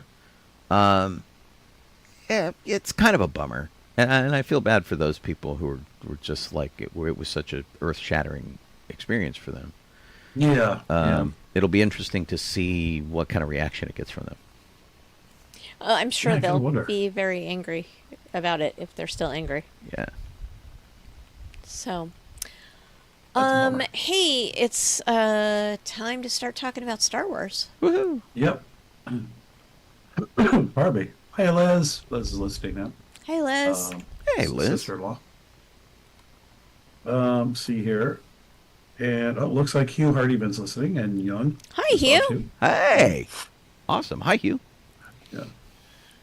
Okay. Excuse me. Star Wars history. We have the 3 birthday history. Strangely 3 today. March 18th, 1931, and that's when John Mallow was born. He was the costume designer for A New Hope and Empire Strikes Back. I guess he didn't work on Jedi, but I guess for the first 2. He wasn't kind of needed on Jedi as much as he was needed on other things, because his specialty was military uniforms. Yeah. And he did a lot of movie designs for military uniforms and stuff. Really interesting. Oh, okay. Oh, okay. It must have been busy on another project. We have March 14th, 1936. That's when Mary Selloway was born. And she was the casting director for Return of the Jedi and numerous other projects. Cool. Like, sorry, 123 credits for being Wow. a cast director. So, Harry Potter and the Thunderbirds and all sorts of things. So it just goes on and on and on. Is it wrong that I watched want to it. see a movie called Harry Potter and the Thunderbirds? Yeah, oh, that would be great. Yeah, she did the Lost in Space movie. She did Aliens, Sigourney Weaver. She did Love Actually, which, while it had a great cast, was problematic story-wise. Gosford Park. She's got all sorts of great stuff Yeah, it's under nuts. her belt. Yeah, she was incredibly busy. Outland. Yeah, yeah. So, yeah, Neat. so I'm telling you. Yeah, yeah. A lot of credit. So that's good. Our next one, the last one of that list is March 17th, 1936. That's when Patty Maloney was born. And the Star Wars link for her is that she was under the fur of Lumpy for the Hollywood holiday special. Right. So there you go with that. And 48 credits of things. So that Adam's Family and Ice Pirates and such, and some stuff that looks kind of like a cross superstar sort of situation, but I don't think that's what it is. But, She passed away just under a year ago, Yeah. and she was a little person, and played. Although she did do some voice work and stuff too, Yeah. which was pretty yeah, great. like Smurfs and stuff. Yeah.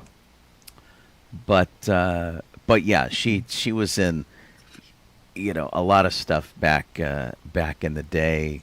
Zoobilee Zoo and Trapper John and the Little Rascals and things like that. I guess she must have traded out with Sela Felix, because it says she's credited for Twinkie and Tina as well. Oh, interesting. Well, there was for Buck Rogers. So there was the female version of Tweaky yeah. that they had, and that's very interesting. Gosh, she was in Mary Hartman, Charlie's Angels. Yeah, so she was pretty busy. 48, Yeah. The pretty funny good. thing about the Star Wars Holiday Special that always kind of makes me laugh is that there was a lot of sort of sort of gender swappy kind of stuff going on, and like Mickey, who was male, played Mala, who was female, and stuff like that, and it's it was it didn't matter because they were all just Wookiees. Yeah. Yeah, true. So there you go. Yeah. And then that's it for the birthdays. We have some history here. We have March 13th, 1979. Unfortunate. Is when a fire broke out at Elstree Studios just before they started filming Empire Strikes Back. Wasn't that on a James Bond movie? I would think so. 79. Yeah, I think it was. Most likely. So that would be Roger Moore then, right? That's 79. That should be Roger Moore. Yeah, I think so. I can't spell Elstree, so I can't really look it up. ELS tree. ELS tree. Excuse me. Let's see. There was a fire earlier that year in when The Shining was coming in. Yeah. Which is pretty funny, huh? Yeah. You would think after a fire, a couple months earlier. Yeah. Gotta worry about it a little bit. Yeah. So it was on. It was mostly The Shining. I think it was that was hurt by that. So very interesting. Wacky. We have March 19th, excuse me, 1989 is when Return of the Jedi made its network debut on NBC. Got 15.1 rating. Colleen's brother worked on that in a roundabout way, where he did the colorization for the broadcast, and I remember he handed us a stack of a couple of 3 tapes of the movie to watch before it made its debut on TV, which was kind of fun. I don't remember. Yeah, I think. Yeah. Yeah, he got us Willow too. Odd stuff. Oh wow. Okay. In our last bit of history for Star Wars, we have March 15th, 2007, which is newer. And I think we talked about this in previous years. When R2-D2 took over the UPS for 40 mailboxes designed to look like him to celebrate the 30th anniversary of Star Wars. That was a pretty fun time, because the post office was super kind for us. They wanted us to go and promote the whole thing wherever we could. In fact, here I got a very small picture here. I'll try to make a little larger. We got up at like 2 in the morning to go down and be on Hollywood Boulevard at 4 in the morning to promote all of this. 501st, the Rebel Legion, they did a thing in front of the Chinese theater. Oh my gosh, it was so much fun. And Nice. gosh, most of these people in this picture aren't involved in the Star Wars groups anymore, even. Oh damn. Which is was that long ago. Yeah. I couldn't tell you who any of the TKs are. Yeah, it's hard. That everybody's a white guy in plastic spaceman armor. Yeah. That's cool. But yeah. So, we have a little video of some Space Wars fun at the Oscars, which I did not watch, so I can't talk about it. Anybody else watch it? I did not. It I is- haven't really watched the Oscars in They years. had Grogu in the audience, and it was Sigourney Weaver and Pedro Pascal were talking, but I don't know what they were talking Okay. about because Well, there are no here, subtitles. I should be able to play it because they're not using any music here, and we shouldn't get dinged for this. Yeah. Let's find out. Oh, wow. It's weird to see him without facial hair. Characters live in. Sometimes even alien worlds that our characters live in.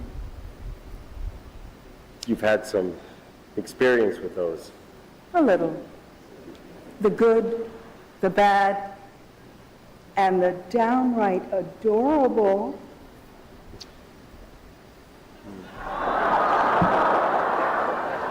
Get away from him, you bitch. Wow. Wow, good character recall. I peed myself a little. It's my soft maternal instinct. I'm sorry, Kate. Kate, I stand by it. Okay, I'm sorry, I was just backstage and I noticed something. They cut to Grogu in the audience, and I realized Grogu can't clap. Try to clap, Grogu. Try to clap. No! What a cruel thing to do to bring a creature who can't clap to an award show. Is there no bottom to these people? We'll be right back with more Oscars. Clap, Grogu, clap! Clap! Clap! Clap! That's funny. Anyway, Yeah. there you These go. are all the times when Peter should. Hang on. Here we Oh, go. boy. Kate Hudson apparently scoring the seat next to Grogu. I think it's because of the color of her gown. Look at how well they match. Right? That's pretty good. Yeah. That's I pretty mean, cool. who wouldn't want to sit next to Kate Hudson? Yeah. I mean, or Grogu. Right. Either one of those is pretty fun. Disney Plus released a trailer for Star Wars Maul Shadow Lord, which will be streaming April 6th on Disney Plus. I can almost guarantee you I'm not going to watch this one. I am on the fence about this because I don't need more Darth Maul in my life, I do not need any more Darth Maul. which is kind of the thing. So I'll run this in the background while we talk. And so of course it's computer animated It's not live action. Yeah. Darth Maul came and went. And he's back, and now Yeah. he seems to be mad at the Empire. He was mad at Obi-Wan forever. Yeah. And of course, we have already seen him die in the Clone Wars. It was in Rebels. Rebels. He died in Rebels. Yeah. So I mean, you know, we know that he gets his end. But you know, Darth Maul's a perennial fan favorite, I guess. So here it is. I'll just throw him in as part of Dave Filoni's greatest hits, which is largely what we've been getting through a lot of the different shows and things. It's like Dave Filoni just keeps bringing back his favorite characters and things. True. So, I mean, it looks good. It's funny that each successive animated cartoon series gets better and better. So by the time you go back and look at the original Clone Wars, it looks really janky. Yeah. So Yeah, they keep changing some of the character design and how they look. You know. yeah, a I little mean, closer it gets to more and more people. realistic, and the direction gets better, and you know, everybody's learning from all of this. But you know, I imagine it'll be entertaining. There are some characters like Maul and Ahsoka and things like that that like don't move me to tune in. So, but you know, if you love them, you should go to. Don't let me stand in your way. Yeah. But it looks amazing. I mean, just in terms of the animation and the Oh yeah. and what they do. So we shall see how it goes. But April 6th is when it comes out. Disney Plus. Cool. Excuse me. Theme parks. Yeah. So, in preparation for the Bluey show that's going to be in Fantasyland Theater, Disney has got a bunch of Bluey food, and it's adorable. Some of it's adorable. There's not that much of it, but it's what they have is adorable. Sean, are you planning to share? It's up. Yeah. Okay. Oh, So the first adorable thing is at the Troubadour Tavern. They have a kids meal. It's the third photo to the right, Sean. And it's a mini all beef hot dog, and it is a tiny adorable hot dog. Let's see. It's just a hot dog, but it's tiny. It is tiny. And all tiny It food looks is very adorable. cartoony. I mean, you know the It does. size of a cutie orange, so it's barely bigger than the cutie orange. Yeah. That's pretty It funny. is just so cute. And then at... And then I have potatoes. Is that what I'm looking at? Yeah, they're Yeah, just those look they're like potatoes. potatoes. Various versions. Maybe it's at the same place. They've got desserts, because it doesn't say that it's anywhere else, so it must be at the Troubadour Tavern. They've got mini Dutch pancakes that I can't really pronounce.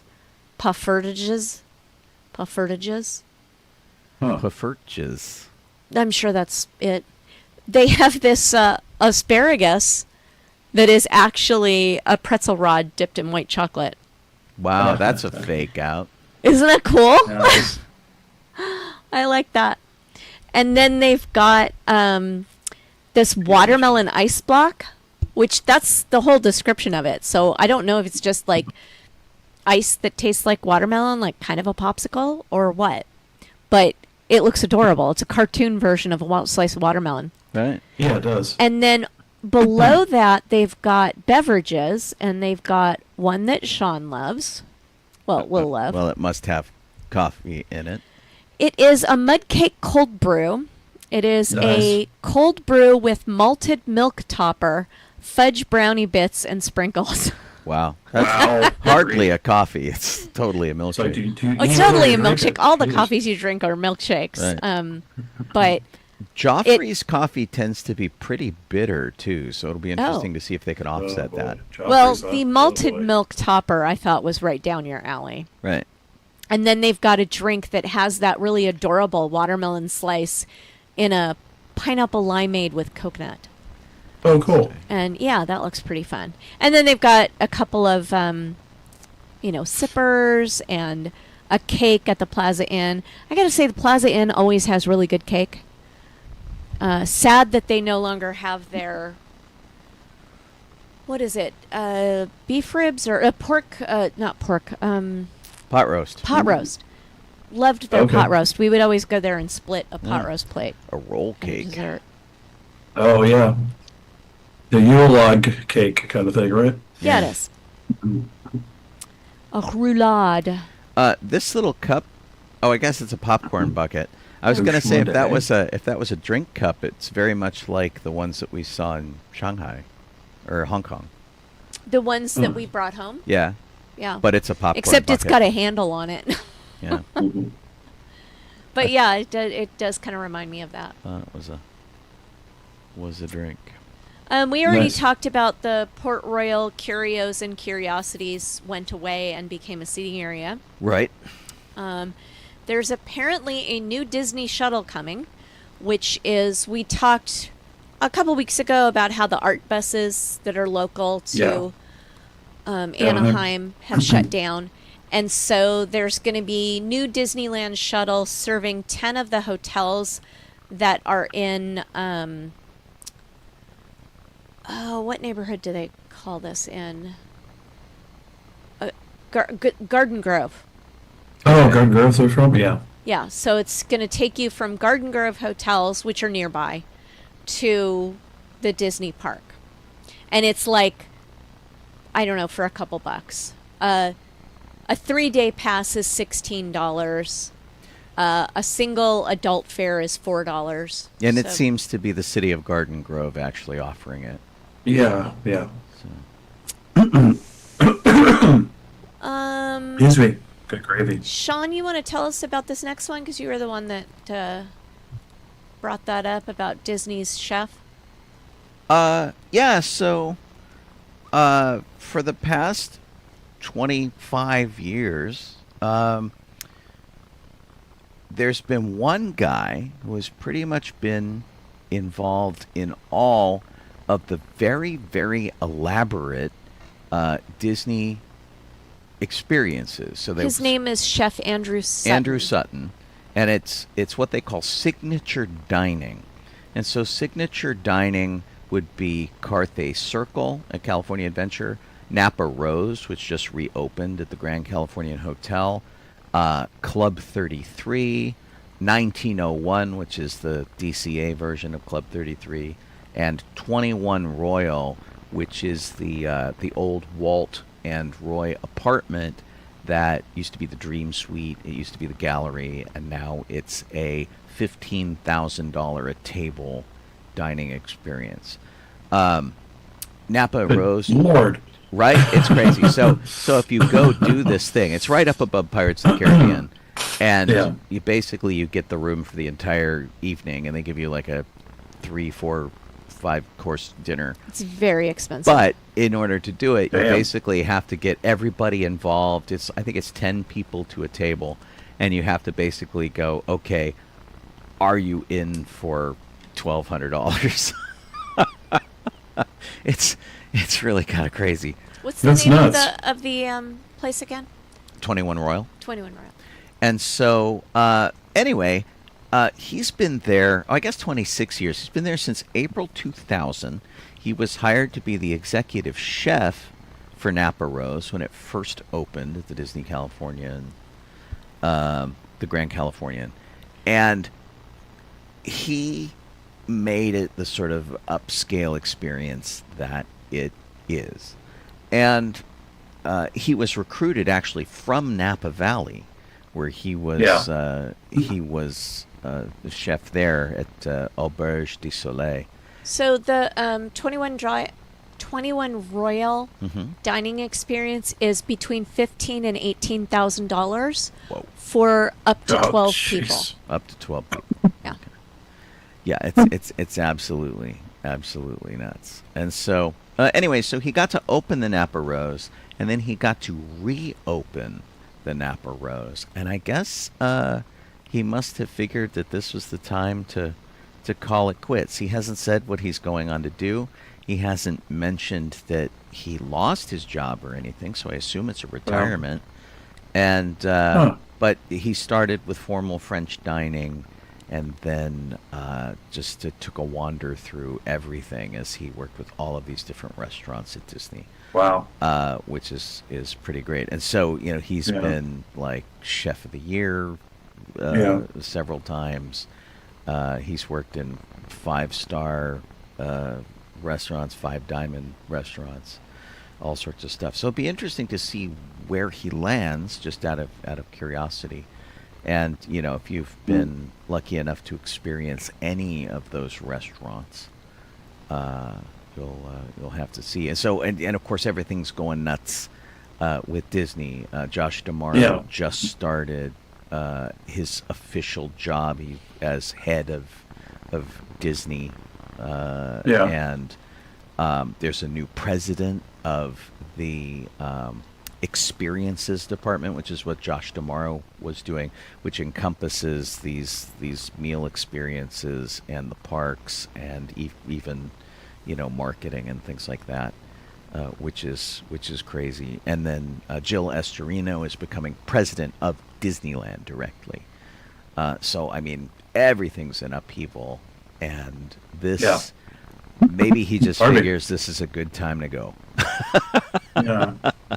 Yeah, I understand though. Disney's going to start their own shuttle program, so that's why they're another reason why they're getting rid of it. Oh. But they haven't said what it's going to be, but that they're starting one. That's what this has been reported. Oh, for ACT, So for instead of the ARC buses, Yeah. it'll be the Disney buses, but probably much like what they have in Florida. To go back once more to the 21 Royal, the total cost per person, if you get the cheapest, the 15,000, is $1,250 per person. Yeah.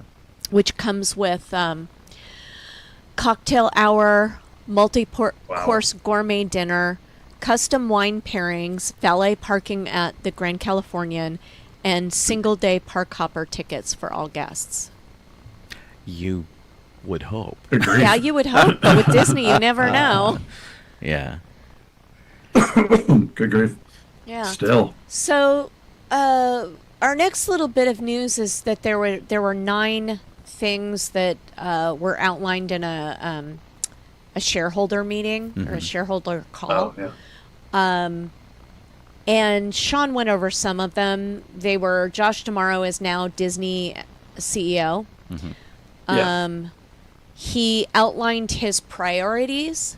Which did you go over that, Sean? I didn't. Priorities? No. He says, first, great storytelling and creative excellence will remain our North Star. Second, we will embrace technology to unlock new possibilities. And third, we will operate as one Disney, meaning that all of their global businesses will come together.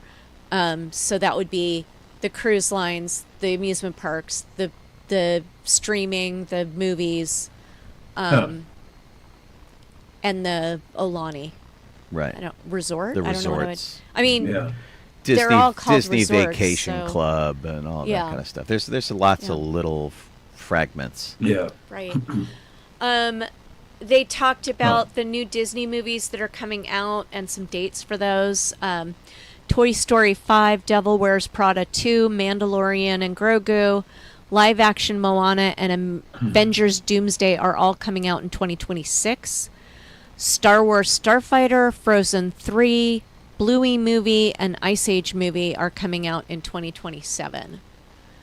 And he actually gave some dates, like Lilo and Stitch 2, the live action is coming out in May 26th of 2028, and Incredibles 3 will be just a couple of weeks after that on June 16th of 2028. Okay. So.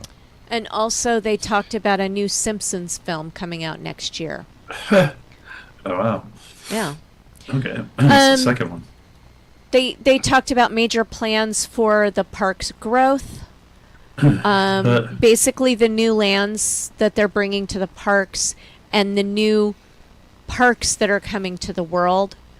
And then they mentioned that they're unveiling the Frozen Land in Paris.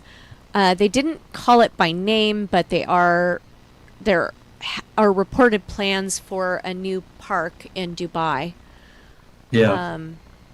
And they're doubling the size of Avengers Campus at California Adventure, building Villains Land at Magic Kingdom in Florida, and then the first new park in a decade in a brand new corner of the world is the Dubai one. Yeah. park. Yeah. Oof. And then more cruise ships, of course. Yeah, I'm sorry, Abu Dhabi. Is Abu Dhabi in Dubai? The park is going to be in Abu Dhabi, which is in the United Arab Emirates. Right. We don't, of course, know how that is affected by the fact that everybody's at war. Well, not only are they at war, but the UAE also has a pretty terrible human rights record. And Disney has always been a pretty welcoming company for LGBTQ and the whole queer community. And it's a huge, huge problem because penalty for being gay can go all the way up to deportation, and penalty for extramarital sex can be death. Yeah. So, I mean, this is a very different part. It's not a park that we're going to go to. It's a very different part of the world. So we'll have to see how it goes. But yeah, I think Abu Dhabi is pretty close to Dubai. I don't know if it's like a subset of Dubai or not, but it's I don't know. close. Garfield was going to say Nurgle there, so I don't know. Oh, right. But yeah, it's Abu Dhabi is like south of Dubai. So, and then on the cruise ship details, the Disney Destiny launched last November. The Disney Adventure launched this month, which is the first ship home ported in Asia. And they announced the name of the 9th Disney cruise ship. It will be the Disney Believe. And then they said expanding Disney Plus to be a new home for Disney. They're trying to, and if you have Disney Plus, you've probably seen some of this. They're trying to make Disney Plus where you go to get all of your Disney. So, like, you can go to Shop Disney through Disney Plus now. You can play games through. Actually, I think the games I've been seeing have been on Netflix. I don't know if I've seen them on Disney Plus yet. But they're trying to get Disney Plus to be the place that you go for everything Right, Disney. it's like the Disney portal for all. Yeah. And then they talked about ESPN, which I don't care about. Something sports. Yeah, Super Bowl. It's a Super Bowl. And then they talked about using new technology around Fortnite and AI.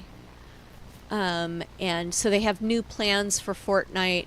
And then I believe, just looking at it really closely, because I got interrupted while I was reading this article earlier, I think they're talking about using AI as a technology, as a tool, not as a place for imagination. So they're saying that they're not going to replace human beings in bringing imagination, but they are going to use AI as a tool.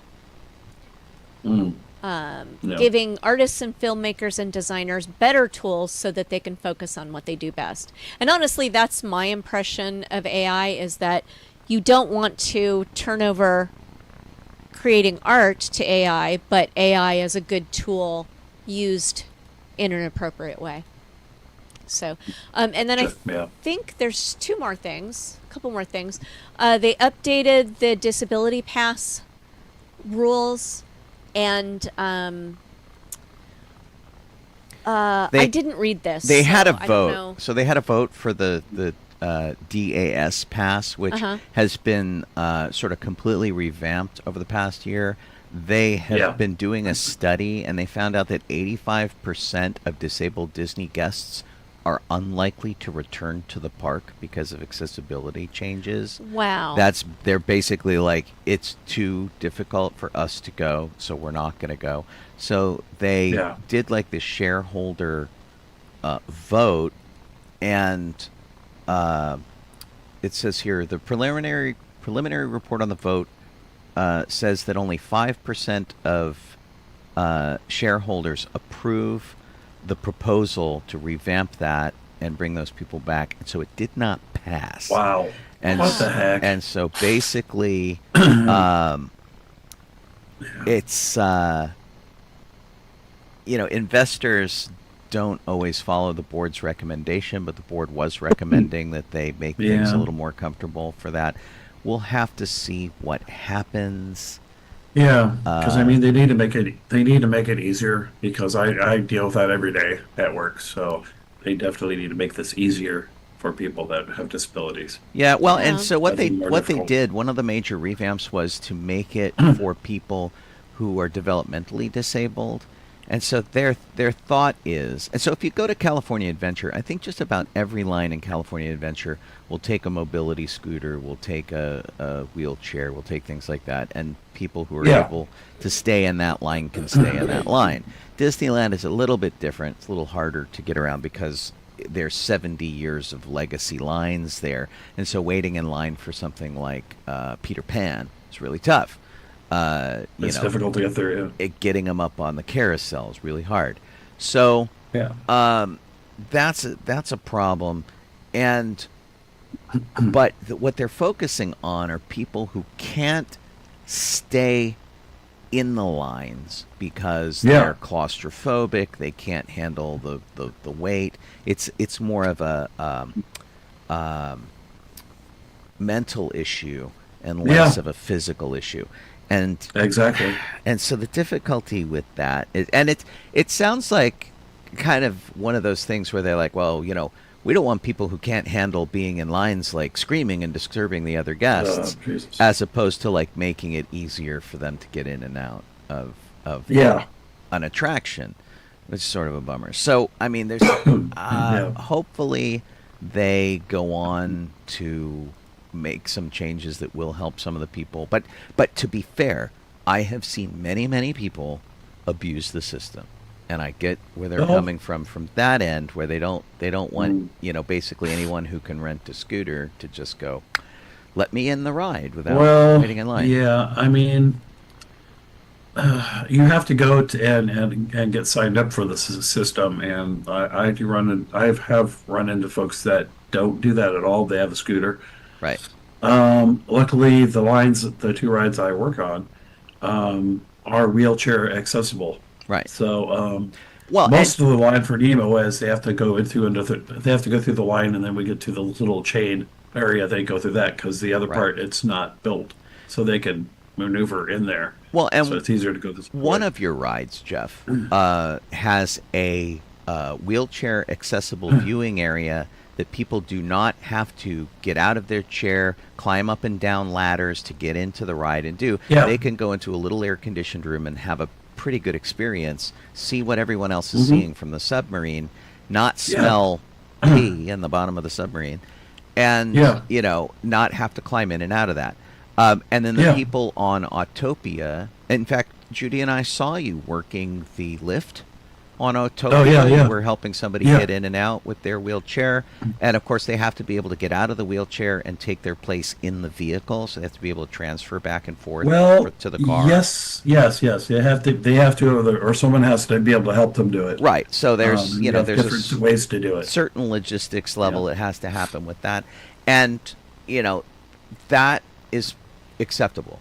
You don't really need a DAS to handle that, and that's nice. I mean, but there are some people who can't stand in a line and don't have a chair to sit on, and don't have a scooter necessarily, and so we'll see. It's one of those things that needs to be revisited frequently, regardless of what the decision is here. It's once or twice a year they need to look at this. We have I've dealt with that every day is too. There's like people that have kids, usually have what looks like headphones. They're not really headphones, but headphones. And it's because of the noise and everything and such, so they can't. And they'll tell me it's like we can't stay in line for very long, and I'm like okay, and we do our best to get them so they're not there. At least get them moving, you know, Right. so they're not stuck there and, you know, giving issues to the one that's with the disability, giving them, you know, I don't know, make Well, your job is to make they don't have guests trouble, comfortable. you know, they don't have trouble for them. Yeah. So, you know, there's some flexibility in that, even if it's not a corporate policy.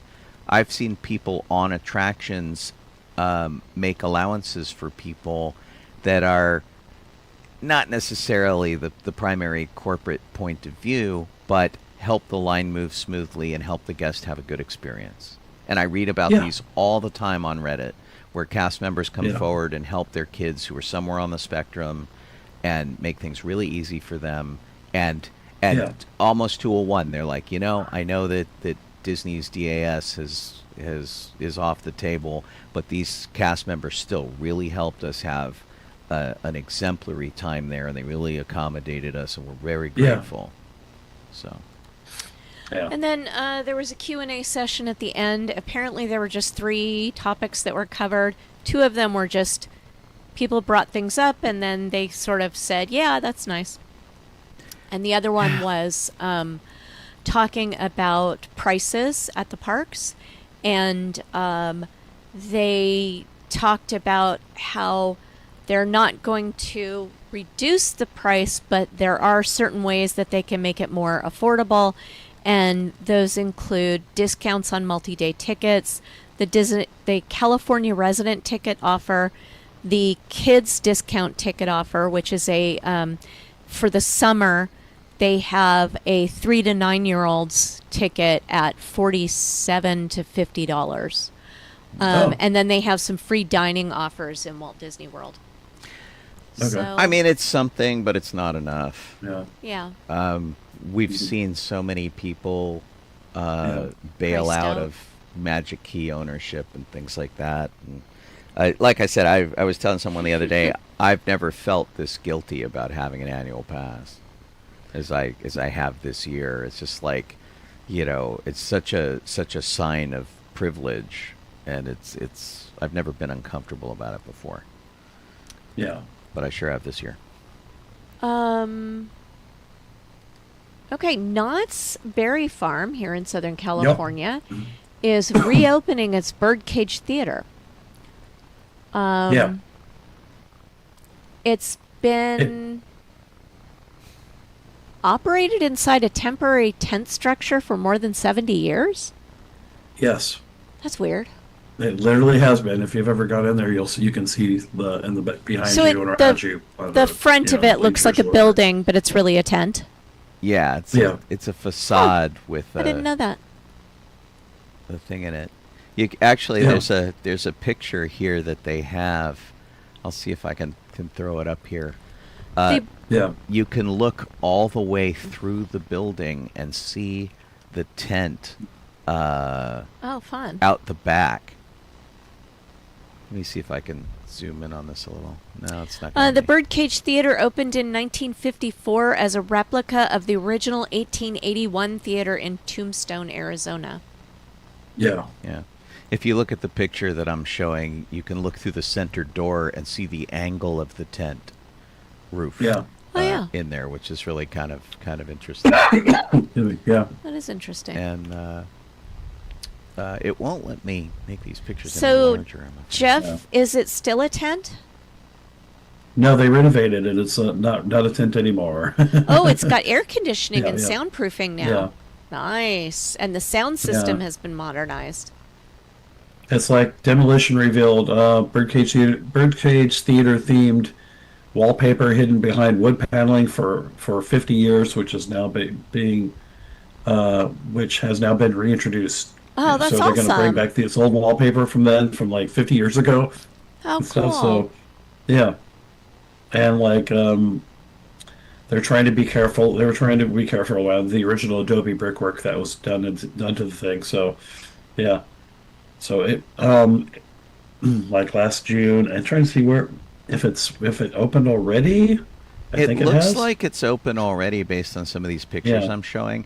And it's interesting that they have hanging baffling that sort of calls back to the tent idea. Yes. Yeah. So that's a nice little nod.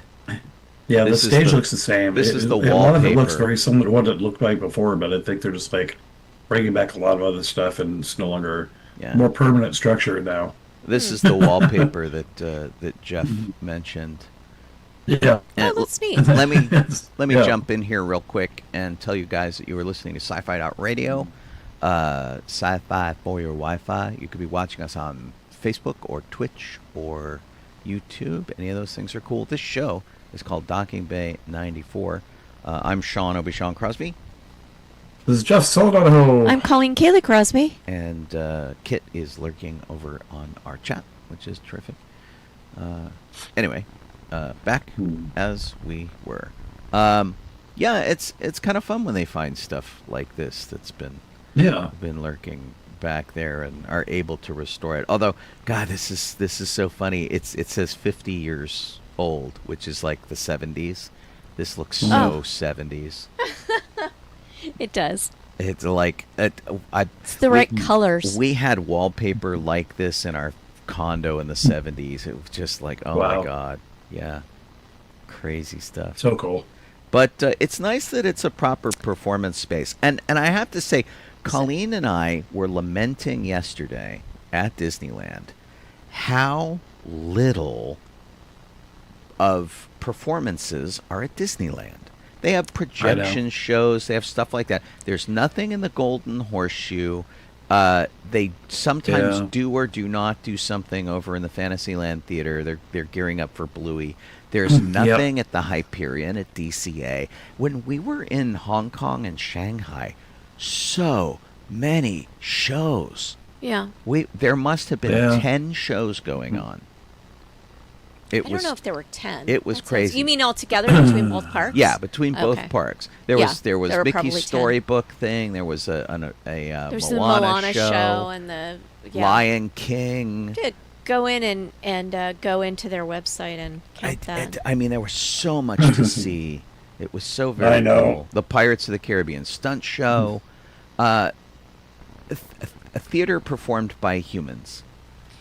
Yeah. And they're just not doing that at Disneyland, and it shows. It's like it's a big hole in their thing, especially for the is. price of the ticket. I know. They took. Yeah. It needs to come back. They need to bring back shows. Yeah, They need- really. Particularly that in bumps me out. California Adventure at the Hyperion Theater. Agreed. That really is tragic that it doesn't have anything I mean, in there. there was Yeah, a it's just period of empty. time for like 15 years where they had the Aladdin show in there Yeah. forever, and it was huge. Yeah. People went in, they saw, Yeah. especially when it was hot. People would go in there Yeah. to avoid heat stroke. Yeah. It was a good show. And man, was it hot yesterday. Yeah. Jeff, It was cooking. Yeah, I know. how do you do it? I don't know. I had people that were working with me, and they had like jackets on and stuff. I'm like, are you insane? Are you from the equator? Because Yeah. It's their That's weight crazy. loss program. They're going to sweat it out. Ugh. It's I can't imagine getting into the submarine and not having those windows fog up. Oh, I know. Jeez. Luckily, the AC is working on all the subs. So Oh, good. if it fogs up on anybody, it might be the helmsman, but it didn't happen yesterday that I knew. So sometimes when it's raining, it'll fog up, like a rainy day or something. It'll get kind of foggy because of the humidity in the air. We've gone a little overtime. Does anybody have anything Yes, that they we have. want to cover before we say I our mean, goodbye? there's other stuff in our notes that would be fun to talk about, but I feel like maybe with the exception of the Spider-Man trailer, everything else is like there's Firefly stuff we could talk about, but we need to actually talk about that. Yeah, the Firefly is Yeah. we got to do a bit of so a deep let's dive do on. that next So week. we'll save that Yeah. for next week. But the But let's talk about Spider-Man trailer. Spider-Man trailer Yes. was good. Yeah, it was pretty dang cool. I honestly, when I saw the Spider-Man trailer, my first thought was, where does Spider-Man keep his phone? Because Oh, I know. he's wearing a I skin don't know tight what that was suit. about, Yeah. Yeah. My second thought was, and now I'm depressed Right. because Peter Parker was pretty depressed looking. And Yeah, my third yeah. thought was, oh my gosh, the last line of the trailer that MJ says Yes. is just on point and wonderful. I don't want to say it out Yeah. loud because I don't want to ruin it for anybody. Go watch it. Yeah. But yeah, my thing the thing that made me laugh about it was the reaction to it, where people are like, how come they keep talking about this Peter Parker guy as if we know him? Why do they keep trying to explain that? Like, I don't know who Peter Parker is. And they were sort of playing off the idea that everybody forgot who Peter Parker was. Yeah. Yeah, except I'm not in Peter Parker's universe, as we have determined from Right. watching many Spider-Verse things. So I do, in fact, know who Peter This Parker is is. definitely not Yeah.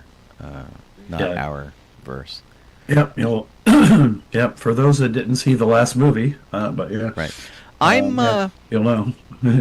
I'm a little bit nervous because based on the comic books, Ned, his guy in a chair, has the opportunity to go bad, Please Yeah. don't go bad, Ned. and we like. Please. Yeah, it's we supposed like to be the Ned. Hobgoblin supposedly, but then they kind of retroed that in comics, so you don't really know if he is or not. Yeah, and so I kind of hope they don't go I there. want the actor Yeah. to get lots of screen time and to get Yeah. money and everything, but I want a sidekicks show, a Marvel sidekick show that's got Yeah. Darcy and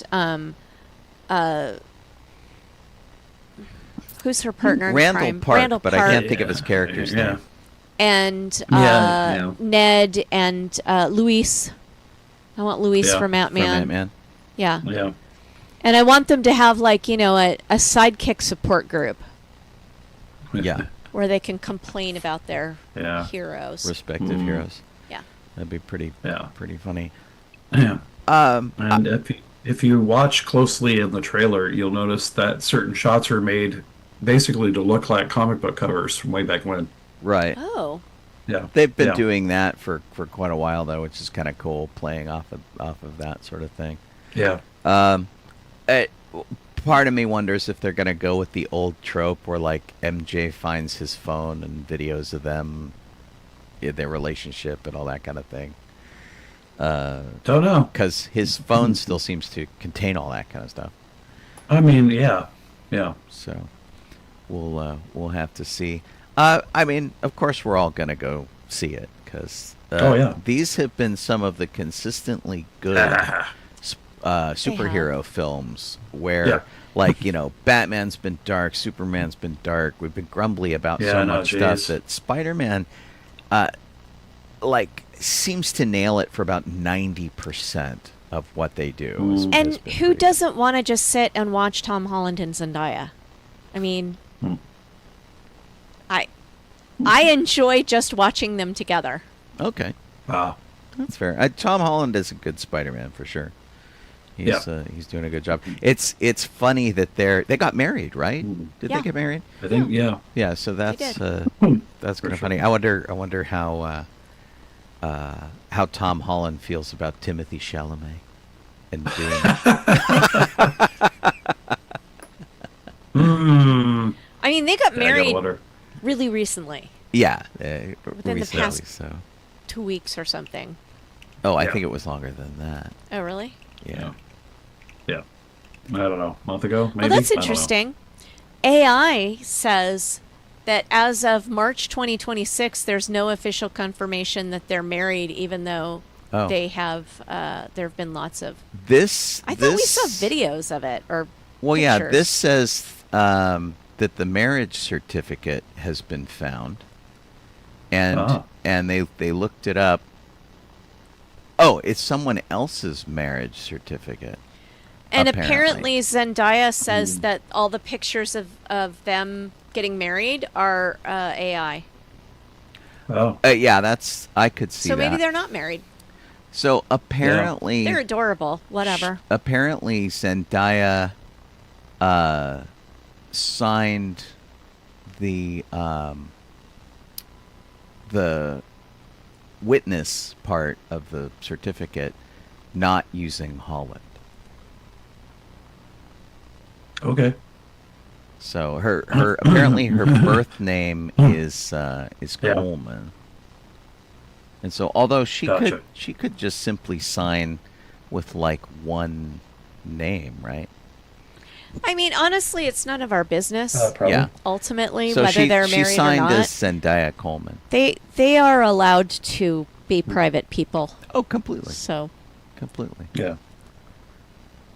but I still think they're Cool. adorable, and I like to watch the two of them. Well, and I like Wow. people to have successful relationships.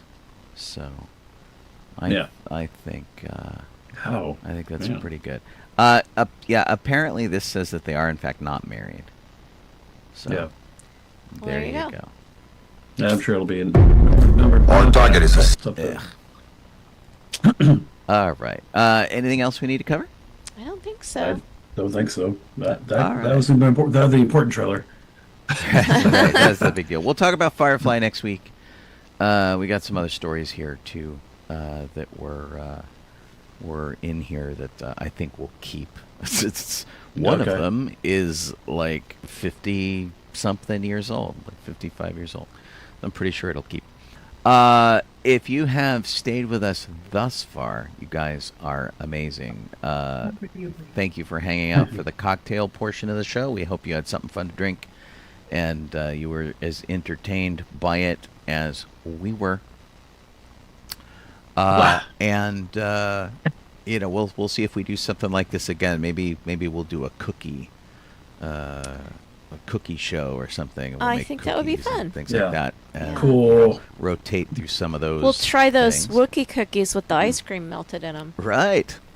Sounds Yeah, expensive. I still have like Dr. Doom Oreos that Aubrey bought for me. You do one show, I'm like, well, I want to have a little. the color changing ones. Yeah, it's like I'd rather do that as all of us instead of me just bringing cookies on one night and go, look, I brought cookies. Well, let me know if you want to do, because I saw them at Target. They had the hero ones and the villain ones. Oh, yeah. So Doctor Doom, and then they had like Yeah. Avengers ones or something. I like Okay. their unusual Oreos, and I think they're on sale right now, like 2 packs for $9 or something. But they're expensive. Yeah. They're always expensive. We liked the ones that were Selena. Oh my gosh, those were so good. What's her face? What's her last name? From From Only Gomez. Murders in the Building. Gomez. Gomez. Yeah. So Yeah. they were Oh, They like were okay. cinnamon flavored. they were like a cinnamon something, and they were Yeah. really yummy. And in So fact, good. you could scan the cookies, and it would take you to a website that would let you download a song that she did. Oh, nice. So you could Okay. like QR code the cookies. It was very awesome. Nice. Yeah, it was really fun. So so we really enjoyed those, and I'll try these Marvel ones. I was talking with someone about them. He's a big Doctor Doom fan. Sweet. The other day. So just let us know what show you want to do them on. I'll make sure that we get them. Oh, yeah. Yeah, totally. And let's see. So if you guys are still here, Eric is still there for sure. Good night, Lori. Lori took off, and Kelly Yep. is gone.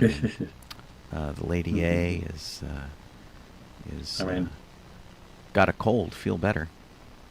yeah, geez. Night, everybody. And we'll see Yeah, you good night, guys all. folks. Lizzie, see you later. Yeah, let's- You can listen to me tomorrow on sci-fi.radio for my morning show, 9 to 11. Good Morning Tatooine. We do music history Yeah. and weird stuff and goof off. And Friday's even worse than the rest of the week because Mm-hmm. I just do whatever the hell I feel like.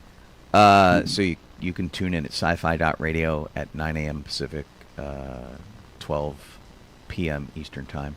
And glad to spend a couple hours with you. We will, of course, be back next week with this show. Big thanks to Kit for all the hard work that she does. Very grateful. Yeah, totally. And then have a great week, everybody, and report back. Let us know what's going on in the chat with all y'all Yeah. next week. We're very, I hope it's chill because it's been hot and cold and hot and cold and hot and cold over here. So I hope Oh, I your know. weather- Rotten weather. your weather is good. And we'll see you next week. Bye. Good night. Good night. Whenever we go overtime, we're like always confused. We're like, what are we going to do? Yeah, I know. Bye, TV people. Let me get the credits going for all y'all.